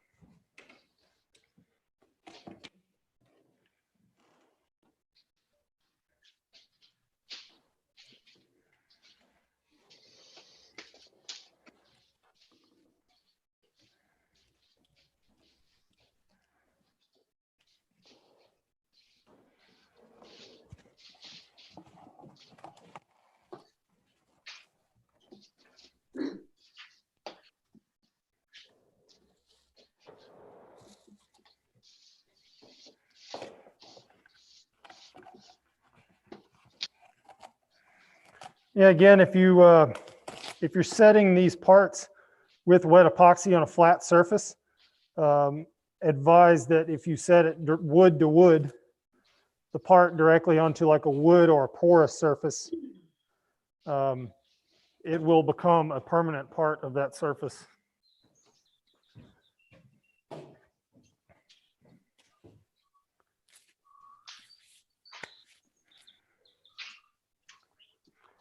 And most of these, with these puzzle joints, we're as long as you've got enough epoxy in there, it's basically just enough to hold it in place.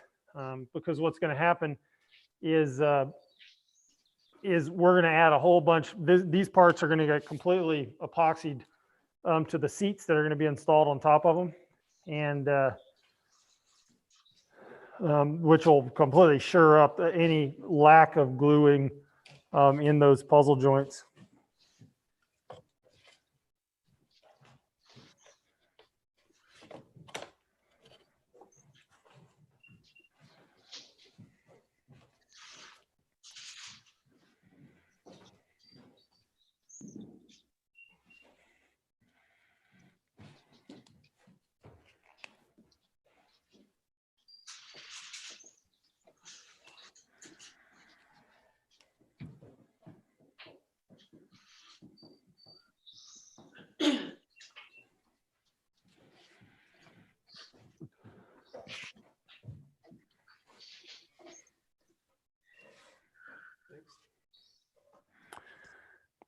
So yeah, and once we get that seat 2 doubler, we'll move into seat 1 doubler.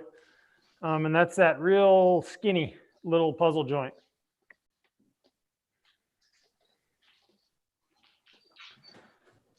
And with that one too, one suggestion I could give there is if you want to tape that joint together with the masking tape, kind of how we did here. Hold on, Liam.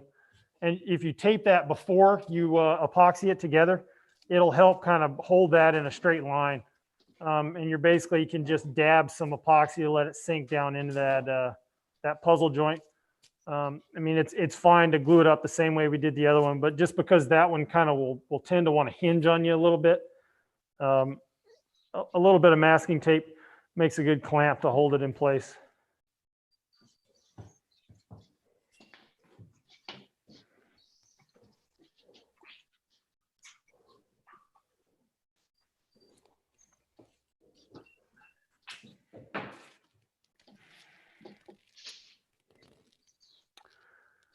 So these two are coming together like this? Yep, just like that. Got it. Yeah, and you'll see how it wants to kind of hinge a little bit just because it's not a real tight fit. So Yep. what Liam's done is he's just put a piece of masking tape on the back side of that part before he epoxies it together. Ooh, all right. And he's that way you can kind of hinge it open a little bit and just paint a little epoxy over that puzzle joint. And it'll hold everything together nicely. Got it. Okay. Because again, we're basically just wanting to get just enough epoxy in there to hold it together, kind of hold it in place. So when we're assembling the boat, it makes it a lot easier if we don't have two parts that are.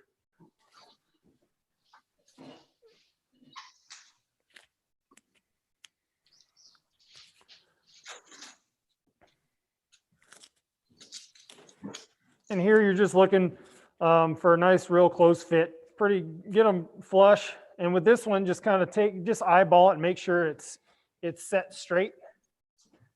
That it's not kind of flexed in or out, because that'll just make for a little bit of extra work down the road if it is.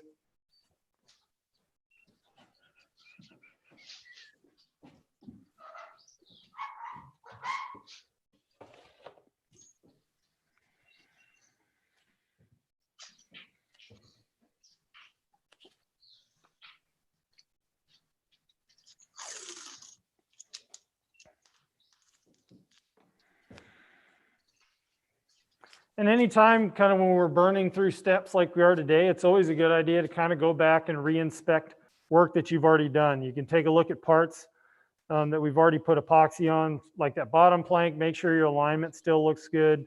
Kind of looking at your doublers and your keels, make sure that kind of no gaps opened up on you.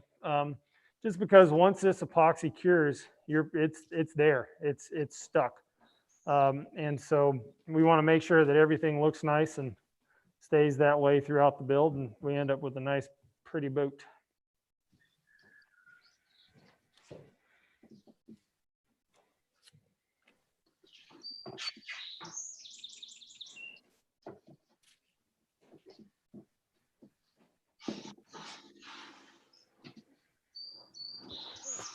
And then this is our.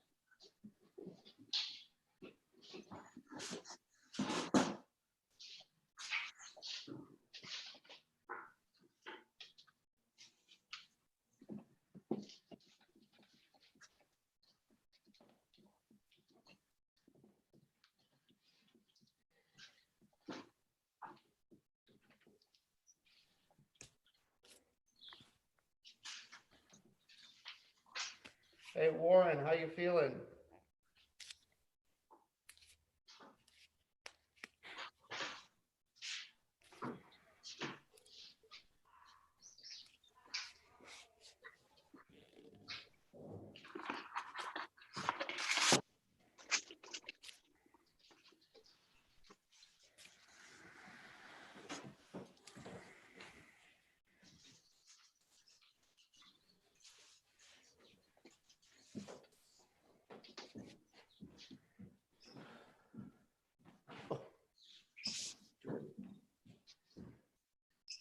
Raindrops. Toby.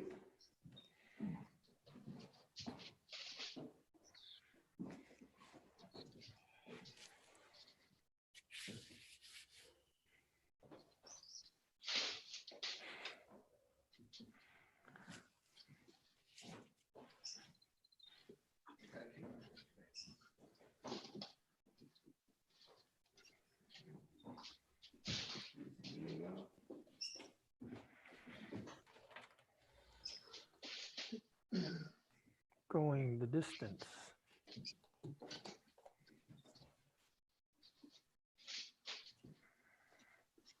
Slightly more. And that was just one pump. One.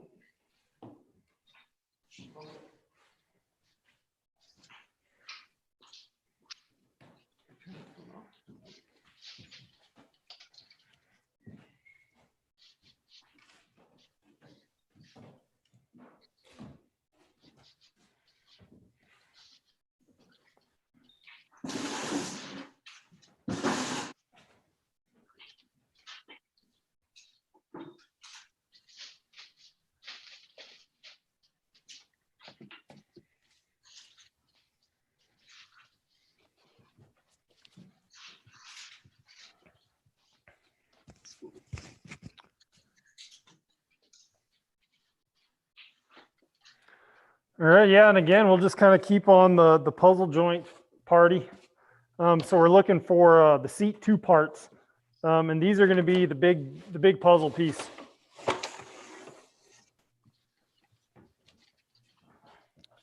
So you've got this big long puzzle joint here. It's going to go together the same as the others. I will say that it's a fairly tight fit with this particular joint. So I actually wouldn't recommend test fitting it because you'll get it test fit together and you won't be able to test fit it apart. But again, it's just going to be kind of putting some of that thickened epoxy down in that puzzle joint and then getting it fit together nicely.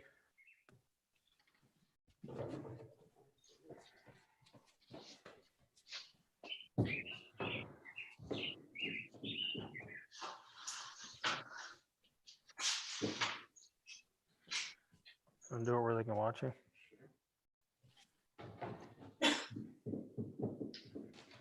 Switch cameras.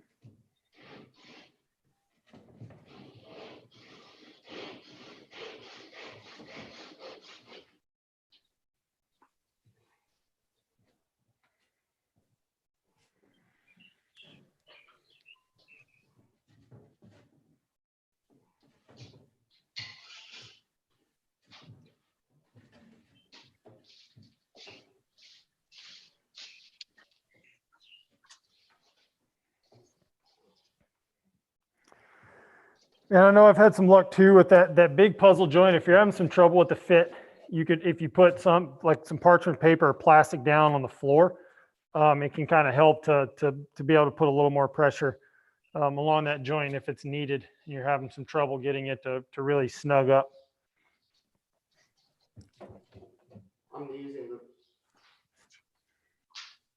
I'm using the leg of a sawhorse here to stand it up and push on each of the little waves individually. That's getting pretty flat, but not perfect. And I'm gonna be okay with that. And if it's, I mean, you've just got a little tiny bit of a lip here or there, it's fine, because we're going to kind of be able to hit that with a little sandpaper to smooth that out. And then also it's going to get a really nice finished coat of epoxy that'll help fill in any little gaps.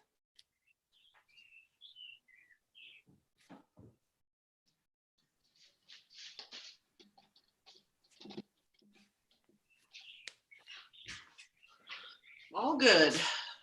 Got it all together? Yeah, it went right together just fine. Nice.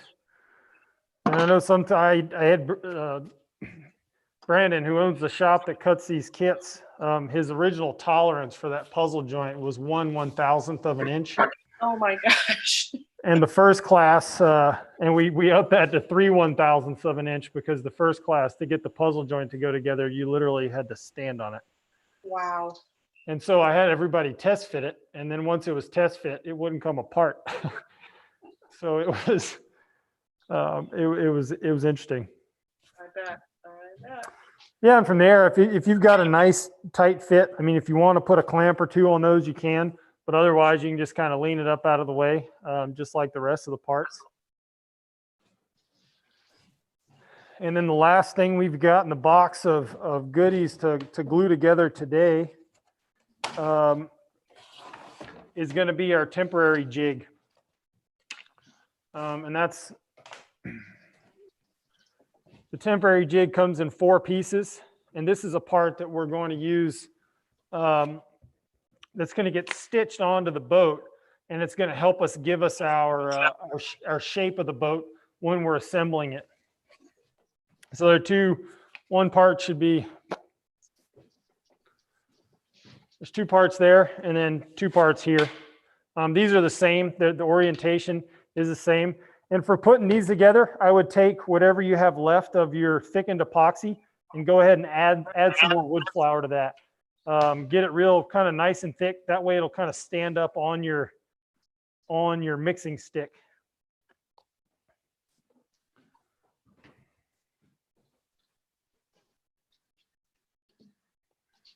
One more.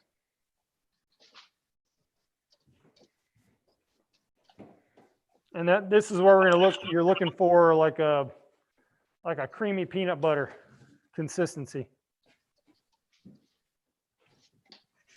Fresh.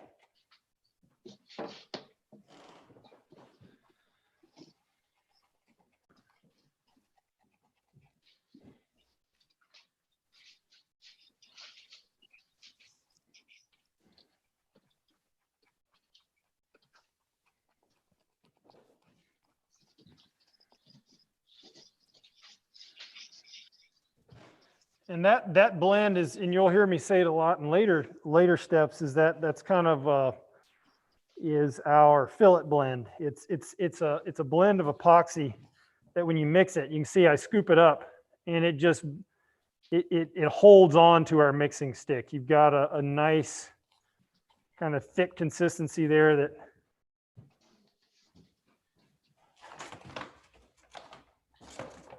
that holds nicely. I'm gonna give this back to Liam. He's building the boat, not me. I'm gonna let you mix a little bit. Appreciated.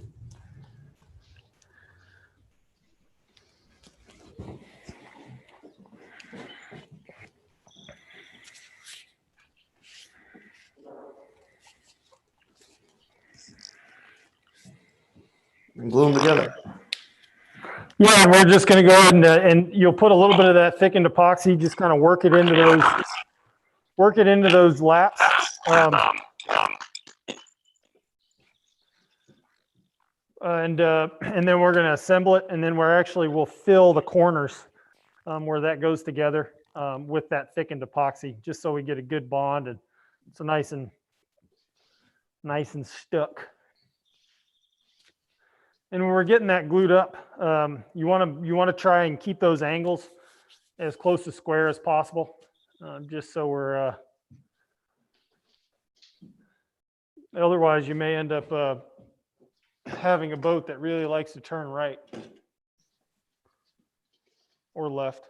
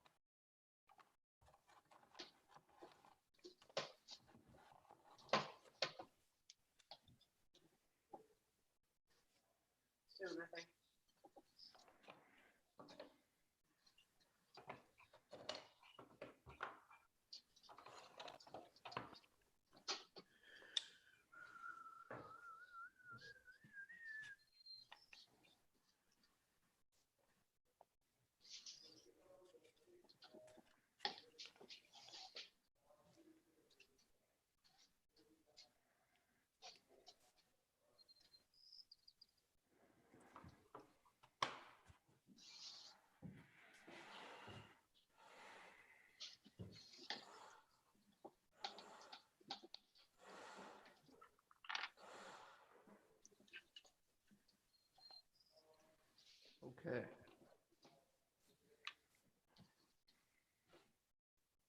Yep.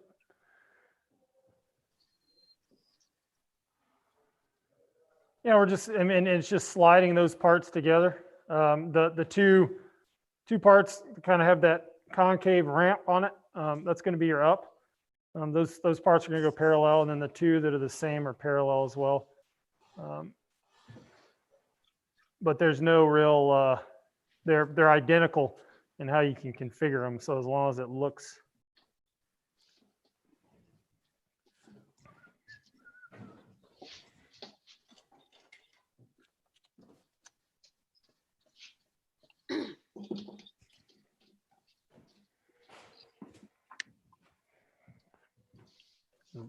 Liam, you don't have to worry too much about that squeeze out.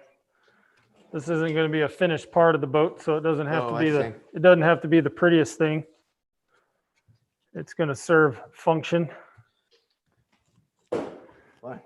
And well, I was going to show you one thing you can actually do is if you still got some of that thickened epoxy, I'm going to squeeze around you here, I'll put it in there. is you can actually take and use that radius end of that tongue depressor, grab a little bit of that and just kind of just push some in that corner on the inside corners. And what that's going to do is it just really gives it a nice gives the part some structure. And it's just going to give you the peace of mind knowing that it's not going to come, not going to get all wonky on you when you go to put it on the boat. And this can kind of get moved to wherever all the rest of your parts are sticky and getting glued up. And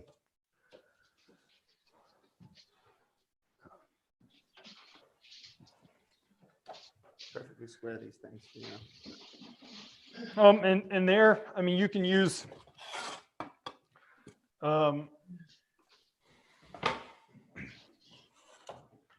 if you want something to test to see if it's square, inside your kit, you've got these little tabs that are listed as transom doublers. These little small, looks like a piece of toast. Those corners are square.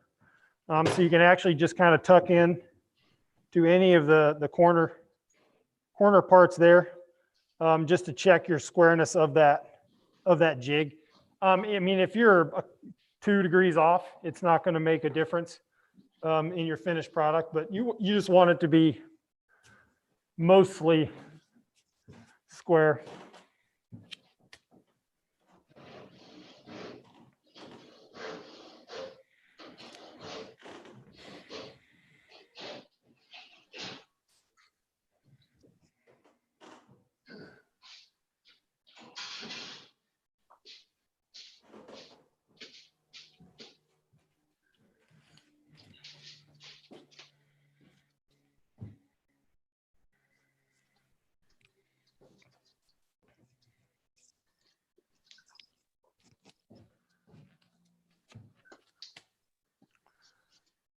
The glue party.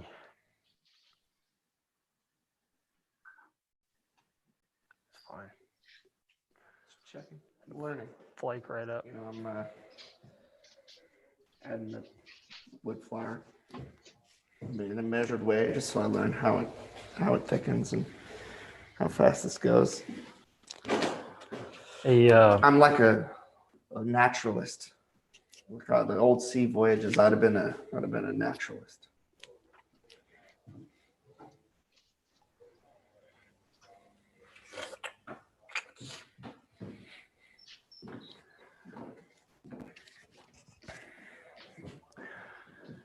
And if anybody had been in and around the Maritime Center yesterday, had a little bit of excitement.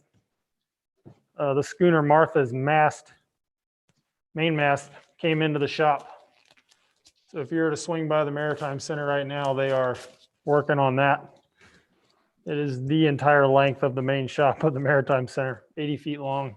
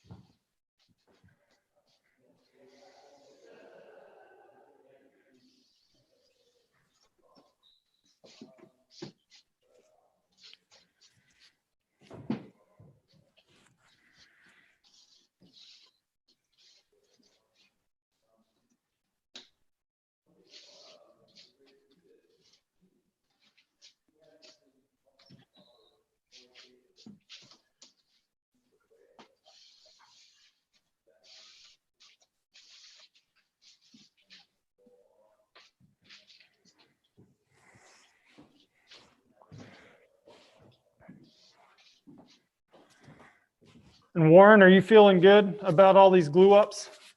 Yeah. Okay. I'm just a little bit behind you, but I'm coming along. All righty. Yeah. And if you got any questions or need me to double back on anything, jump Nope. in, let me know. Okay, but thank you. I'll let you know. But I think I'm okay. I'm listening. I'm listening to you. Everything you're saying. Yeah, and one nice thing with these parts is they're all well labeled, and it just kind of motoring through, getting everything together.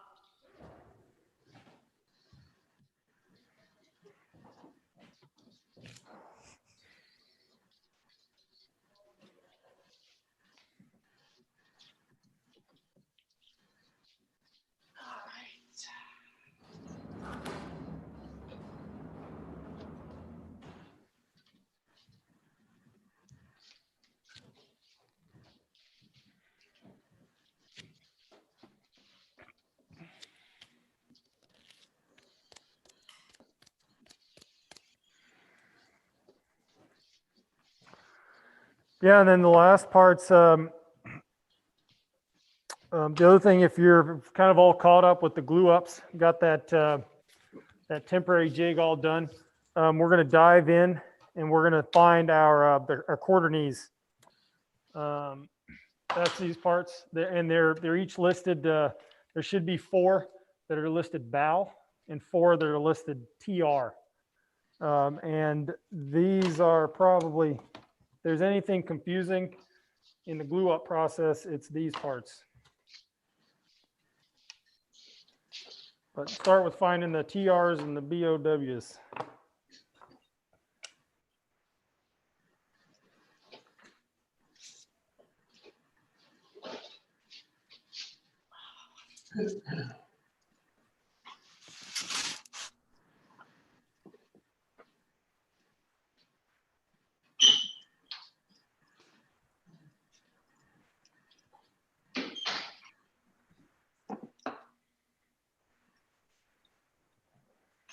We're doing on heat on that epoxy.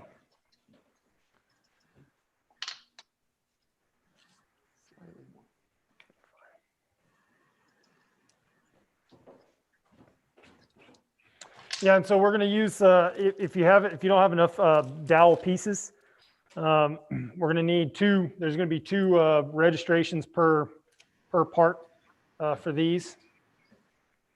And I'm going to start with the bow. One thing you'll notice is that if you've got 4 of these bow parts, these quarter knee parts, they're 2 different sizes. One set is a little smaller than the next set. And so what I'll do is I find the 2 that are larger.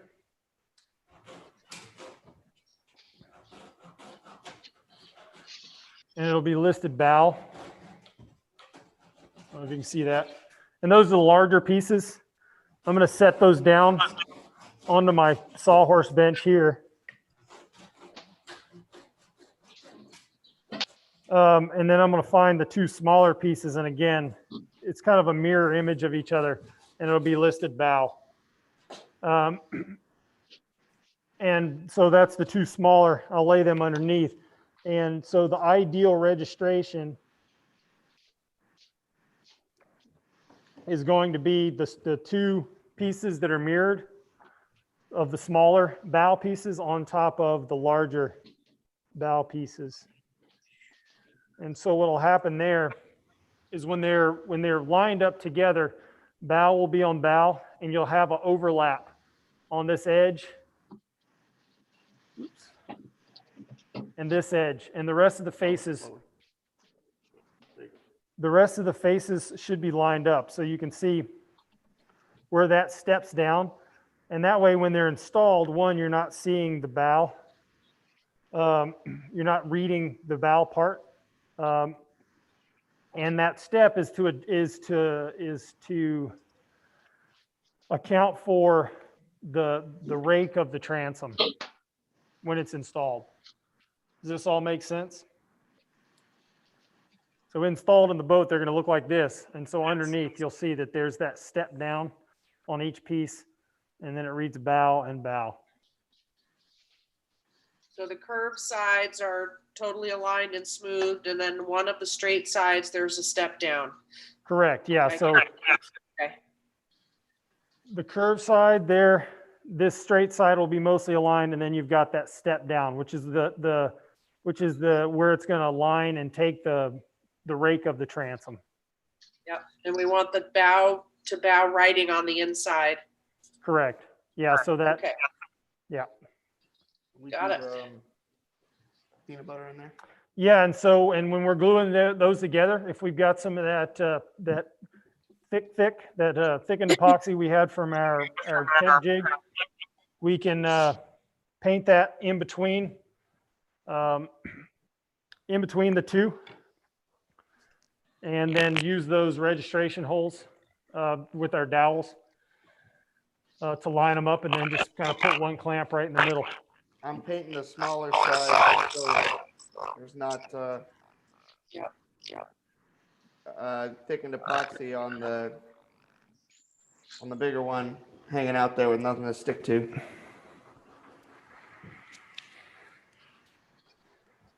And just a pretty thin coat, right? Nothing, not a lot of goop. Yeah, you're just looking for good coverage because yeah, we're using a little bit thicker, that Yeah. thicker blend. And so, yeah, it's just enough so that the whole surface is covered and you enough that you have a little bit of squeeze out when you put a clamp in the middle.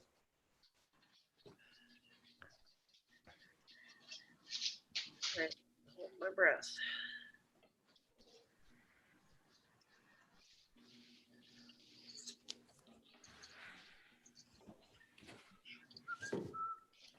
Well, you explained it very clearly, so it works. How about that? Isn't that amazing? And this was another step that we had a group in the first class that they glued them all together by size. So they had 2 little ones and 2 big ones. And a lot of sanding to get them to fit. Oh, a groan moment, right? You just go, oh, how did I do that?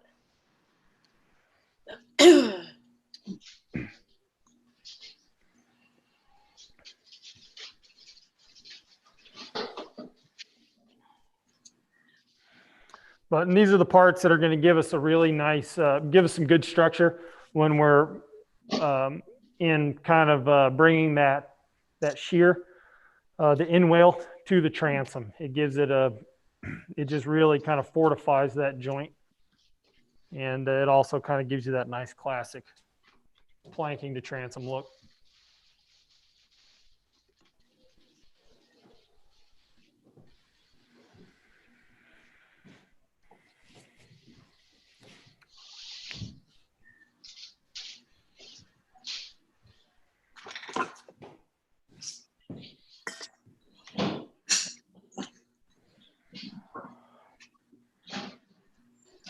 A little love tap. Trick a line before I go crazy with the cheese whiz.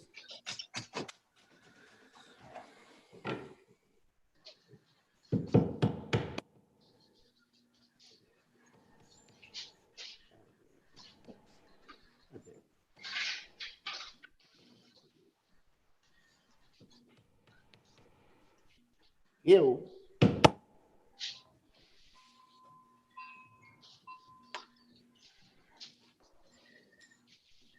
Clamp them together, yes. Yeah, you can clamp them. Just kind of one in the middle there, I think, is probably enough. Just you can take a look and see. I mean, if you pin them together and they don't have any gaps, you don't have to clamp them. But yeah, I think one springer just right in the middle should be enough.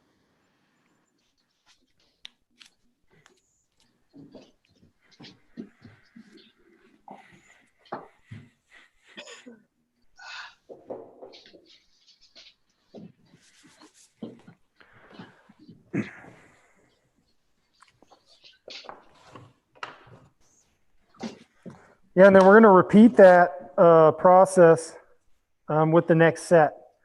And just like the set before, it's going to be, you're going to have 2 bigger ones, 2 smaller ones.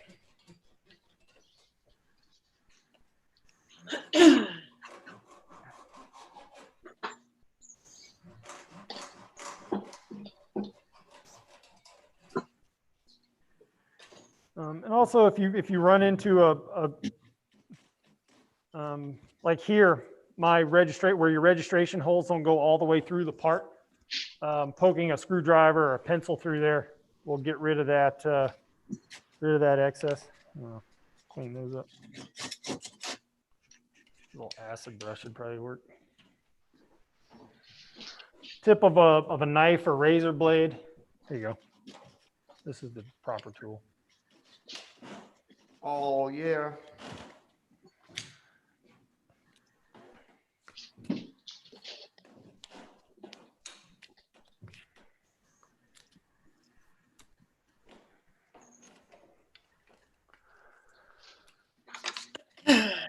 And then we're gonna, Liam and I will probably hold off for a few minutes on gluing ours together, just in case we have any future questions that need to be answered in regards to getting these installed. And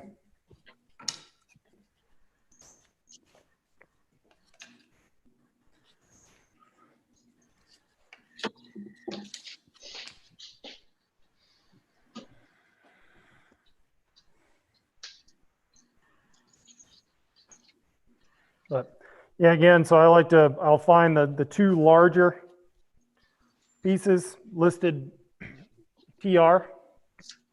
I'll get those lined up where TR and TR mirror each other.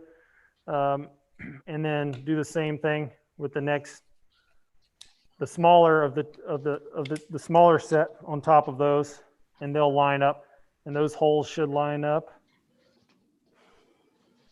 leaving a flush edge here, and then that step down on that transom edge. So when that gets installed, our TR will be facing down, and we've got that step to take the rake of the transom.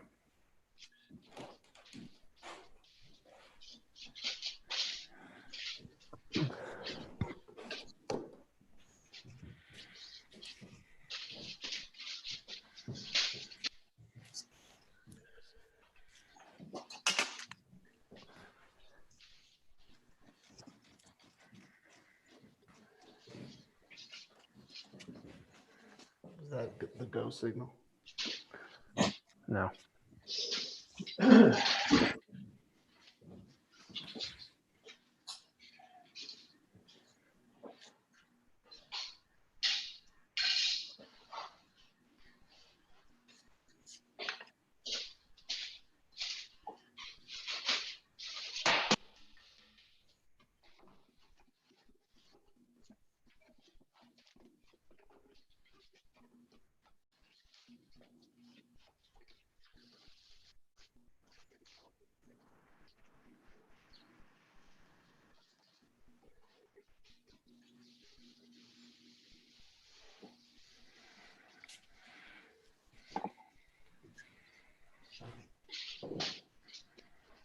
Yeah, we're doing good. Just kind of motoring through.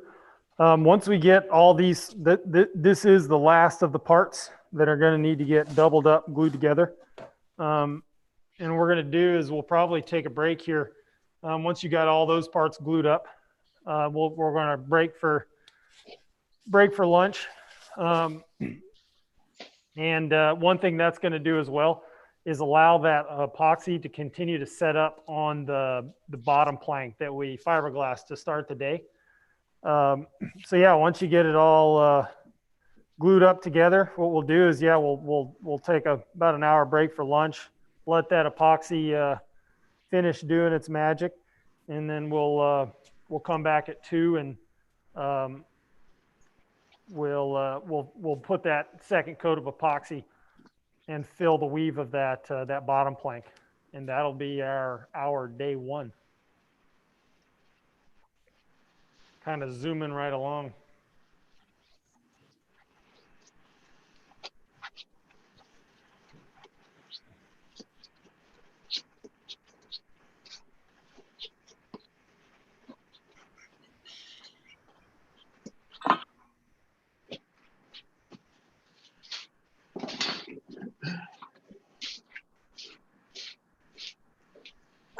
Joel, Yep. is there any reason why we need to keep the TRs separate from the bows, just moving, like, would I get them confused, or does that matter? Did you glue the labels both on the inside? Yeah. Okay. Yeah, if you glued both labels to the inside, yeah, make sure you could write with a pencil on which ones are TR and which ones are bow. They'll generally only going to fit in one orientation, but it would definitely help in mitigating any confusion later on. Thank you.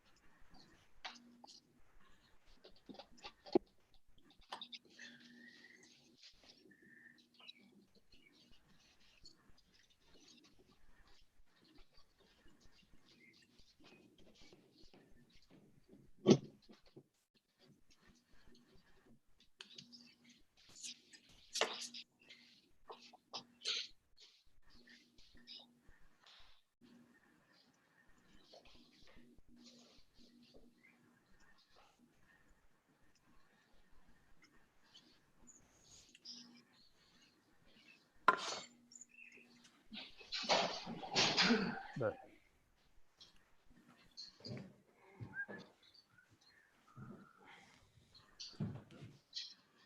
We've been doing this for 169 minutes. glue. An entire GoPro battery. But yeah, so once you get all those parts glued, we can we can break for lunch, and I say we'll get started back up again about 2 o'clock. We're mostly, it's just a bit of a waiting game right now, just letting that first batch of epoxy that we put down on the fiberglass, giving it a chance to tack up a little more, so we can come back and hit it with another coat. And this fillet blend is done, right? That's just got to harden up now. Yeah, and what you could do there is, if you want, especially if you want to conserve the cup, reuse it, you can scoop it out, put it on a piece of cardboard, piece of paper, trash or something, scoop it right on the edge of the trash bag if you want to, because anything we've got in there won't be usable. Okay. Thank you. See you soon. Oh.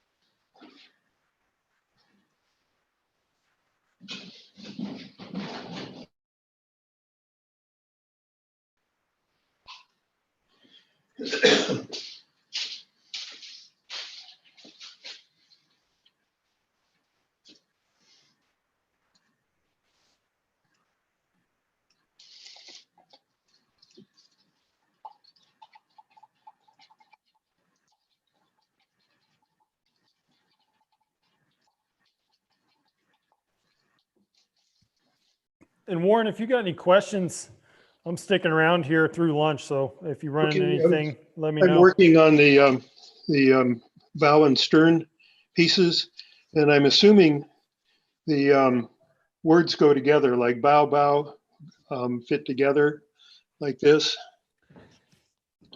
Yeah, let me take a look if you hold them up. So one thing that with those parts is when they go together, they're not of equal size. Right, right. And so what you're looking for is basically, so where you can see TR for transom, the one under it is it'll match TR. Yeah, okay, that's what I thought. That's what I thought. And what I'll do, and I keep the lap on the bottom there. That way, because when it gets installed, though the TR is not covered up, it still lets me know that that's the transom piece. Yep. And I don't have to put any labels on it. Won't get confused later. Okay, okay, But yeah, it's just making sure that you'll have two edges that are pretty much flush and one that steps down. right. And that's just to accept the rake of the transom when you install it. Okay, that's what I thought. So thank you. Yep. And I guess I'll be caught up by the time we come back from lunch. So Yeah, no worries. Sounds good.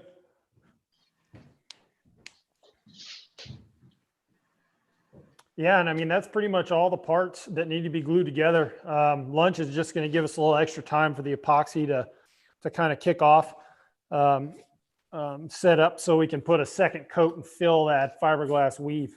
And then that'll be day one. okay.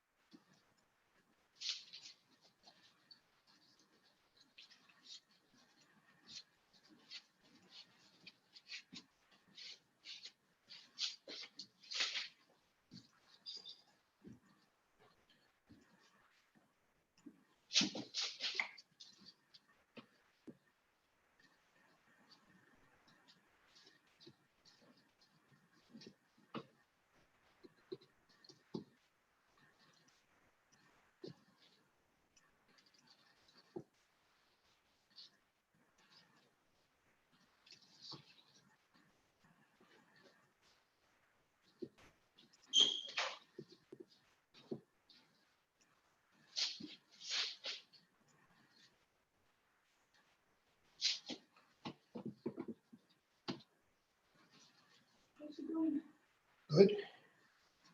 You're back in class? Yeah, we're at lunch and I'm catching up.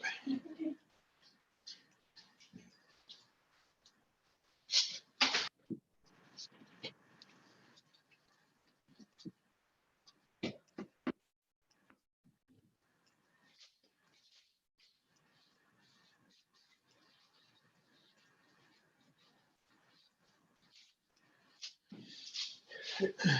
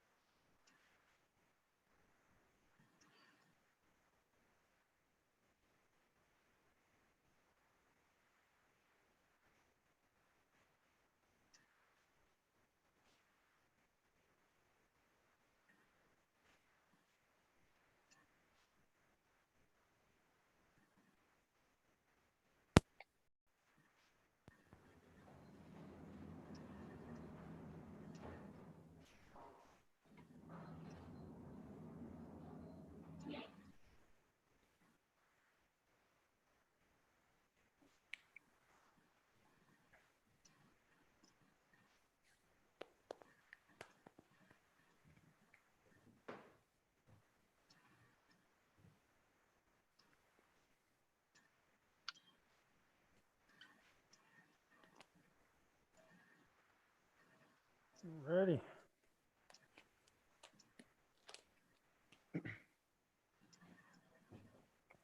Yeah, and kind of once we get kind of getting started back after lunch, I mean, the last step we've really got to go forward with today is getting a fill coat for that bottom plank.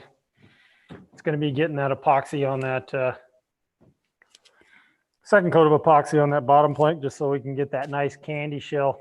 And that epoxy is really starting to jelly up, which should be good for moving forward with that step. I think we gotta maybe wait a few minutes, see a couple minutes, see if Warren comes back in, and we'll get rolling there.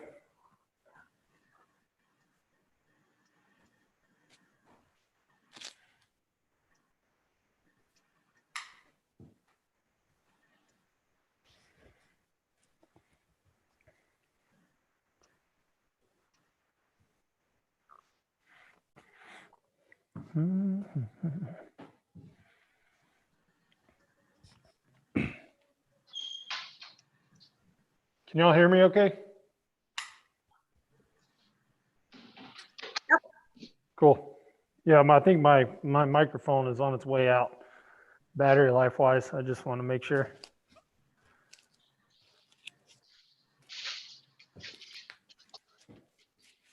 Hey, Warren. I'm back. Good. Yeah, I think yeah, we just got one more step for today. Yeah, and we'll be all set up to hit the ground running tomorrow morning.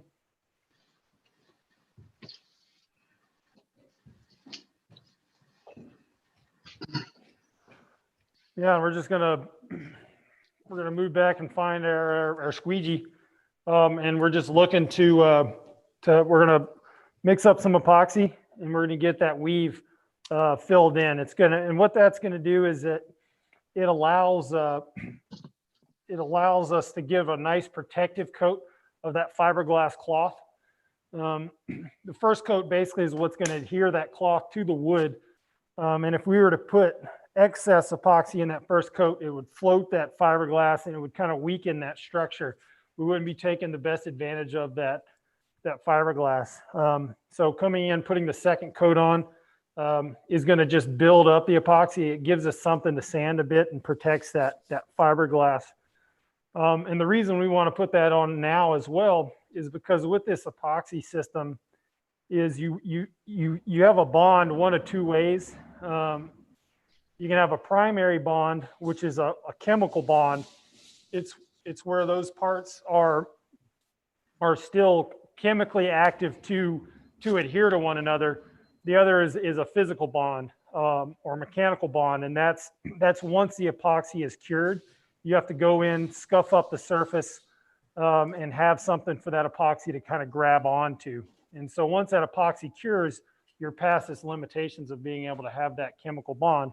And so as to not have to add the step, we just will let this cure a bit, and it's still green, so we can add that second coat. It's not going to take as much epoxy as when we were wetting out the cloth. So I think starting out, the best bet is going to be, I think what we could do is go with 2 pumps of the epoxy hardener, and which would be 4 pumps of resin, and we'll meter that resin out the same way we did using our squeegee, kind of getting the whole surface covered. If we need to mix up some more epoxy, we can. And then once we get it all covered, we'll come back with a brush, and we're just going to tip out that epoxy, allowing that to just kind of be our secondary to smoothing that epoxy and giving us a real nice coat that's then easy to come back and work later. And I'm going to let Liam come in here and start motoring on that.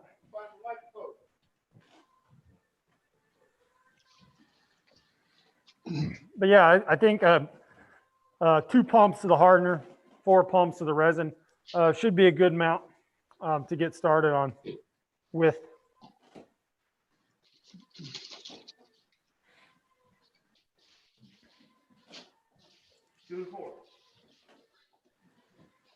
There's a cup here. I washed a couple of them.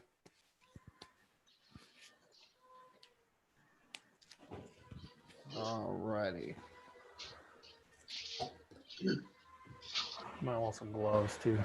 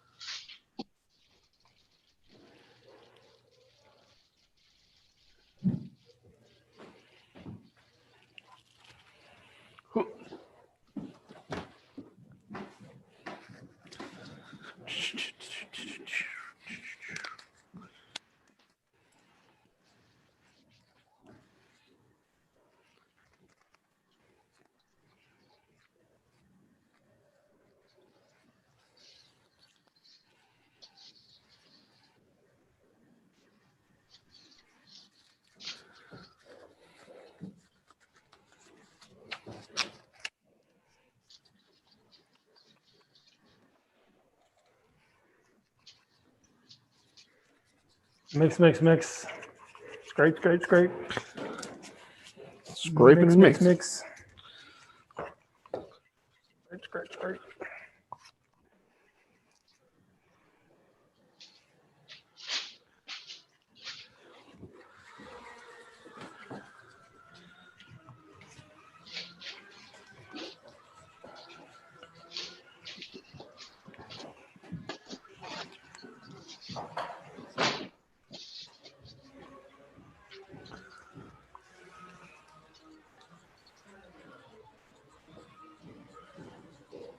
You good? Square, square. Yeah, I always want to get a good mix on that epoxy and get it well incorporated. And we'll do kind of the same thing with this step that's starting out before. We're just going to kind of give a nice pour, kind of right down that center seam, and we're just going to pull that epoxy out, let it, and really kind of get that weave filled. Use fairly light pressure when you're spreading out that epoxy. What we don't want to do is dig in to that glass that's got the gelled epoxy in it.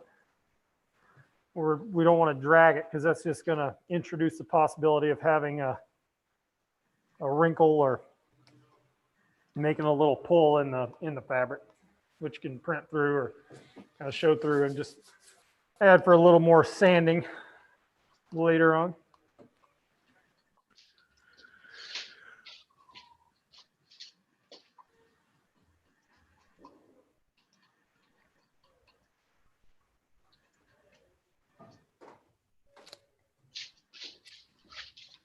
I'll go ahead and pour it all out.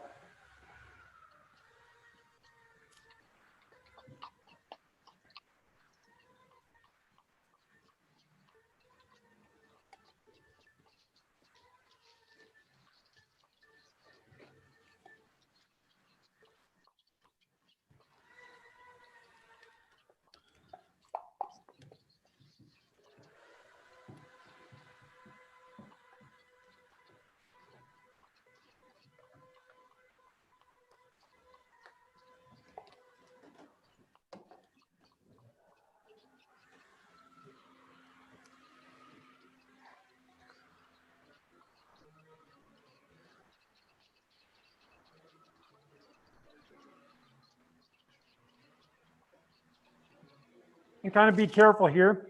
When you're spraying that epoxy, if you pull a bunch to the edge, because that edge is already pretty well saturated, it's just going to want to kind of slough off. We don't want to waste too much epoxy. Keep it on the part so it can be good and useful.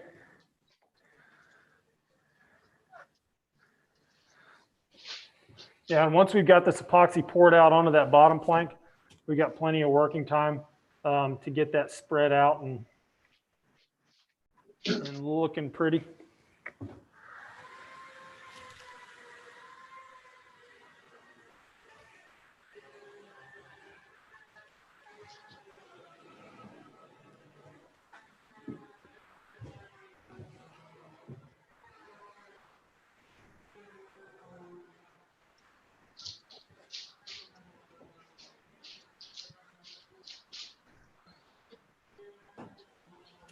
And one nice thing with epoxy is that it's a high build, and it works well, and kind of goes for as a finish as well. Is that it does build a fairly thick layer when you meter it out well. Sometimes you think you're really not getting a lot on there, but it's a pretty considerable surface that allows for being able to come back and do some sanding, do some fairing, working it into that surface. Again, too, feel when you're metering out, we want to keep fairly light pressure. We don't want to put too much pressure on that joint as to interrupt that our wonderful tape clamp job.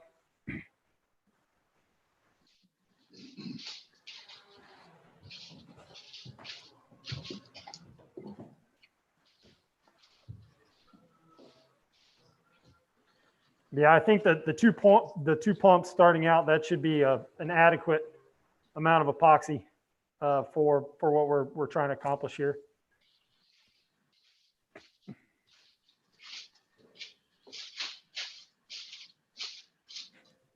Wood chunks.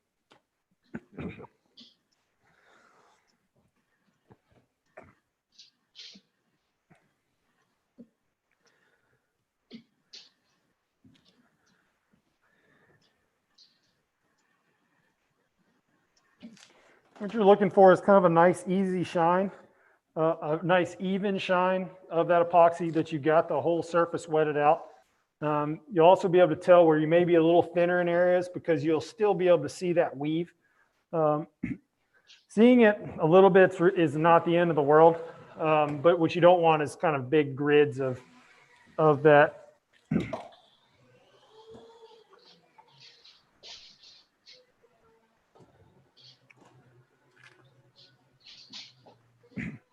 It's strangely satisfying.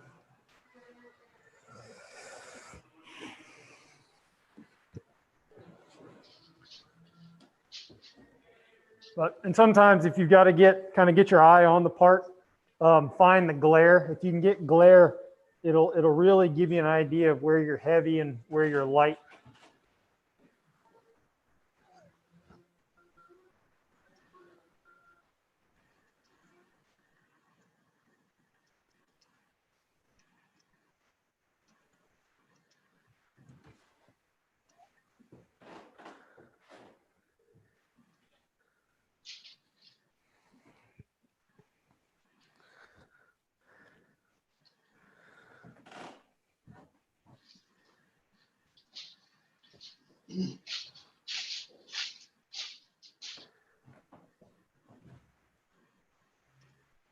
Are you just dying watching me do this?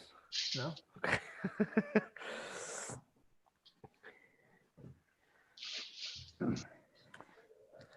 Then you just got to get it pretty close on getting it metered out, kind of run through, because what we're going to do once it's all spread out, we're going to come back with a brush and just kind of tip out that epoxy.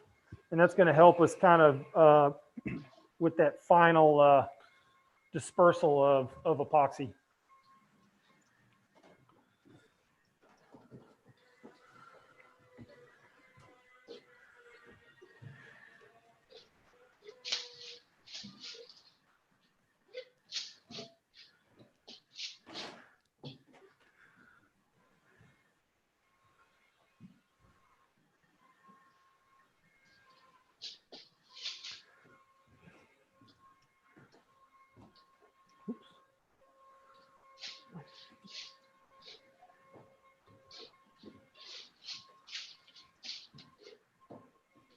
Yeah. All right. Yeah. And once you've got it pretty well metered out, that's when you want to come back with the brush and basically just tip we're going to use that brush and kind of end to end, you want to tip out that entire surface. And what that's going to do is it just allows one more way to ensure that you're kind of evenly distributing that epoxy throughout that fiberglass weave. And it'll also leave just a nicer, more finished surface that'll take a little less sanding to get it all consistently smooth.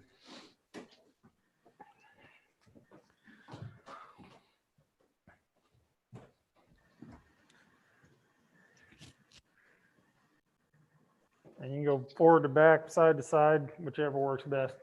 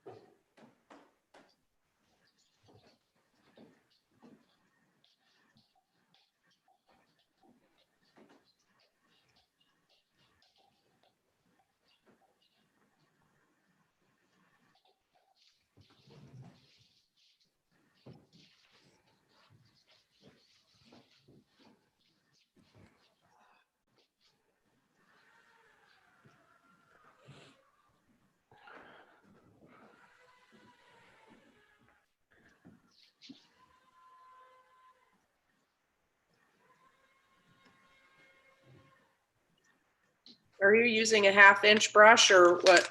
1.5 inch, I mean? Yeah, I think it was whatever the size brush that came with the kit. In the 1 box, inch. if you got any extra brushes, if you wanted to use a wider brush, it would definitely speed up the process. Yeah, I was just using that. It was actually the brush that we were using earlier in the day. I just pulled out what epoxy was in it with a little acetone dampened brush and be looking for. Got it, thanks. A little bit more. See the weave on this side. I just don't think I brought it all the way to the edge. Well, one thing you don't particularly have to worry about is, which Liam is you'll see the holes on the edges. Anything outside of those holes is going to get buried in our structural fill. And so if you've got some little bit of ripples, like tomorrow, they seem to kind of they show up overnight. Those aren't going to be a big deal because tomorrow we're going to come in, we're going to trim that edge off when we sand it. We're going to be bonding our structural fill that's going to hold those planks together on that seam. So the outside edges aren't as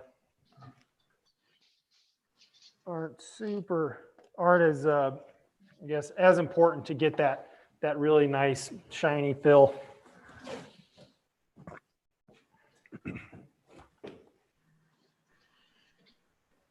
Looking good. Yeah, looks good.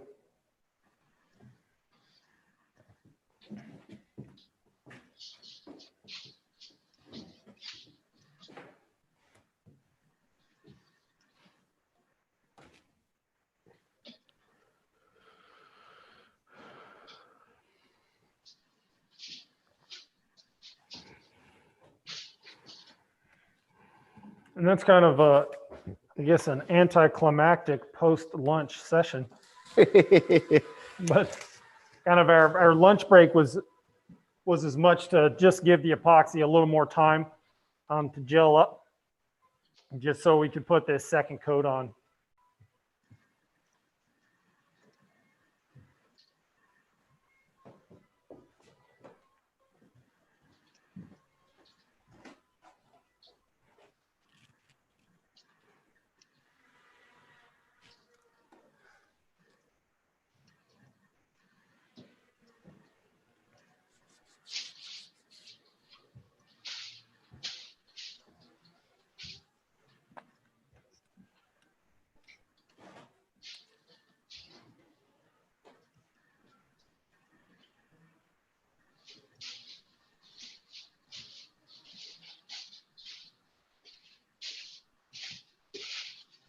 curious, we've got people working on the spar in the shop next to us, and we can hear a pretty loud din from them.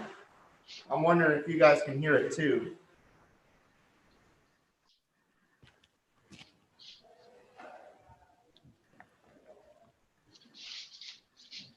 Not at all.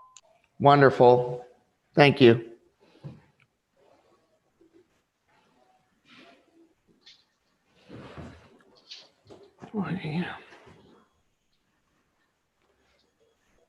Yeah, and I think with the, as long as it's a more kind of droning, lower pitch sound of like a sander, it's if they go to high pitch, start running the miter saw or something. It's like everybody's got their garage doors open. Looks nice.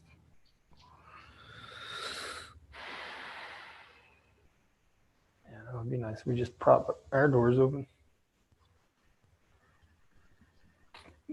Then we might incite a crowd.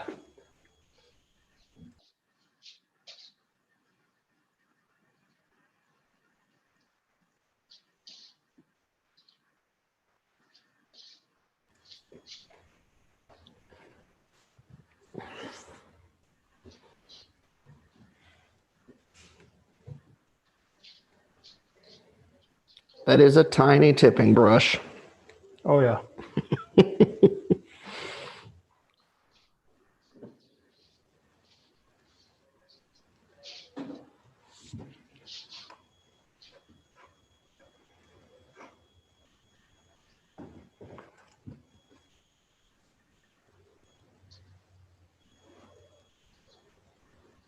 We're getting good glare off that. Look at that. Let's see what you're doing.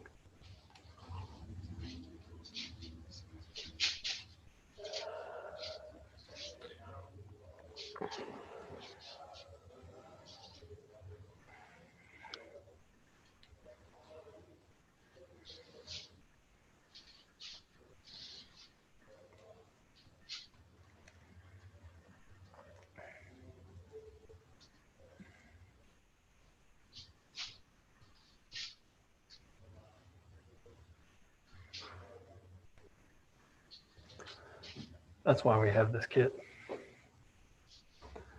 Oh yeah. When we cut it on the machine, the piece of ply lifted. It's gonna be fun though, right?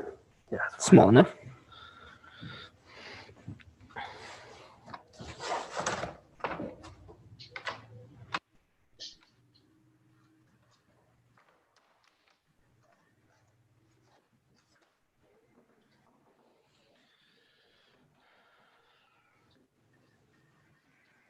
Yeah, I'm kind of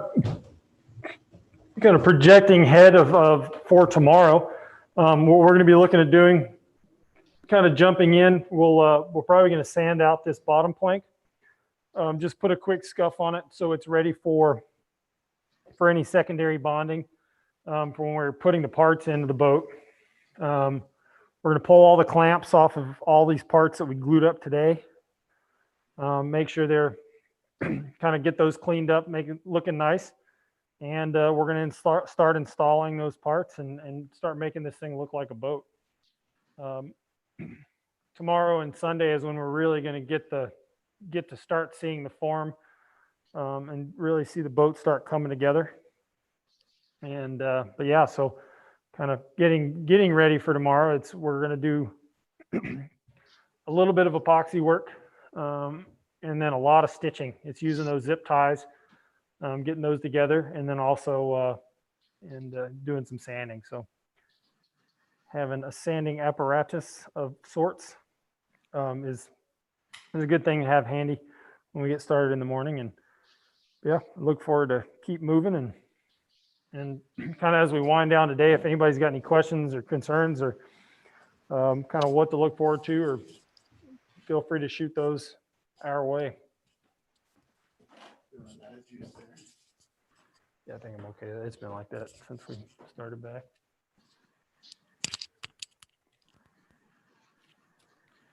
Anybody have any questions? Anybody hung up on anything?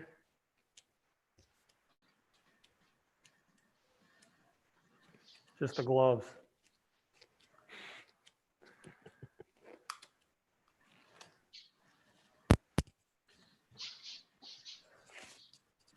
questions from me. All is well. Thank you. All righty. What did you say? I'm sorry. Then now I have a question. What is cleaning if I want to clean a brush, what do you recommend? Mineral spirits or something like that? Or Yeah, I mean, if you want to clean the brushes, you can. Like an acetone, mineral spirits, denatured alcohol. Those will all work. The brushes are the little chip brushes. I generally tend to just donate those to the trash after I use them with epoxy because they tend to be a bit hard to clean. Yeah. But yeah, well, you can wipe out cups for reusing, and then even kind of even wiping your gloves off. But usually with gloves, I take them, pull them inside out when I use them. And then tomorrow after that epoxy kicks, I flip them back around and use them again. ah, smart. Okay. Great.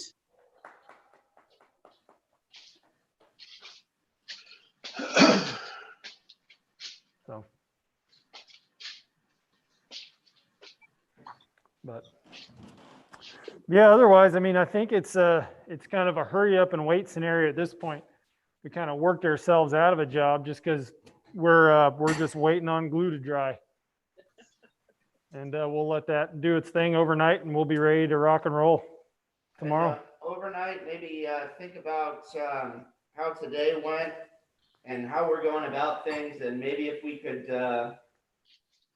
either switch things up, or if you're anything to do with our style or the pacing or anything like that, we want your feedback. If we're doing okay, that's great. If we can improve on stuff, just let us know. We're open to kind of tailoring the class to you guys. So think about that, and if you think of something tomorrow or even now, just bring it up. Going great for me. Thank you for asking. Kind of a standing request. Just speak up. We're here for you guys.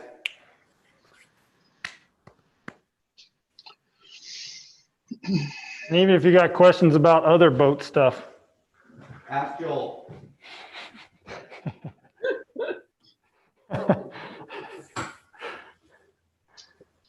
Yeah, Seems- sometimes you have to tell us what your 7 boats are, Joel. I think you said you had 7 boats in your garage, right? Oh man. So I've built, last year I built a 18.5-foot and a 16.5-foot touring kayak. Wow. One is a skin on frame. The other is a cedar strip. I've Cool. got a 12.5-foot cedar strip stand-up paddleboard. Ooh. I've got a whitewater hard shell kayak that's made out of plastic. And then I've got a number of whitewater inflatable boats, 2 inflatable rafts, 2 inflatable kayaks. Because coming from Colorado, I became quite the whitewater enthusiast. Sounds like it. That's cool. And then I've got a 16-foot Mackenzie River drift boat sitting on the outside of the garage door. Wow. That if anyone was at the Wooden Boat Festival, the last Wooden Boat Festival, we built that during the festival at the Eden Saw Challenge. Oh, right. Cool. So, but yeah, that's what's in the works. And then I've got a big stack of all the boats that I'm going to build, That's great. which Liam's probably tired of because I tend to just look at boats whenever I'm not doing something else. You're easy to work for. It's easy to slack off. Thank you, guys. Thank you. Have a good rest of your afternoon. I do have a question, Joel. Yep. I've got an old wooden sailboat that has, I bought a couple of years ago that it's fiberglass over wood on the cabin. And it had been sitting out for years before I got it. And the fiberglass has cracked and pulled away from the wood in a couple of places. Sure. What do I do with that? I mean, if you're getting bubbles in the fiberglass, but the substrate, so if the ply seems like it's still in pretty good shape, Yes. your best thing to do there is to work the glass off of the plywood. So you basically, and what I would suggest, because it's probably an old polyester resin, and if it's been baking in the sun, that probably all the glass is going to want to come off. So I would basically remove any of the fiberglass that you can get to peel away from that plywood substrate, and then you can just sand it down. And any of those resin systems are compatible once they're cured. You don't have to worry about any cross contamination. I would find get some new fiberglass and basically kind of scarf new glass into the areas where you took the old So glass how out. do I get the old fiberglass off, with a heat gun or? Yeah, heat will help remove that. If you've got, even if you can kind of, if it's bubbling up, I would just kind of cut into it with a knife and see if you could peel some pieces back. And you may be able to work all the way to that edge where if you've still got bonded glass and non. And my suggestion would be is re-glass those areas, and then you'd have to ferret, and then I would re-glass the whole surface, just to kind of give it an extra level of protection. Okay, thank you. Thank you. But So, thank you. all righty, well, y'all have a wonderful afternoon, and I look forward to getting going in the morning.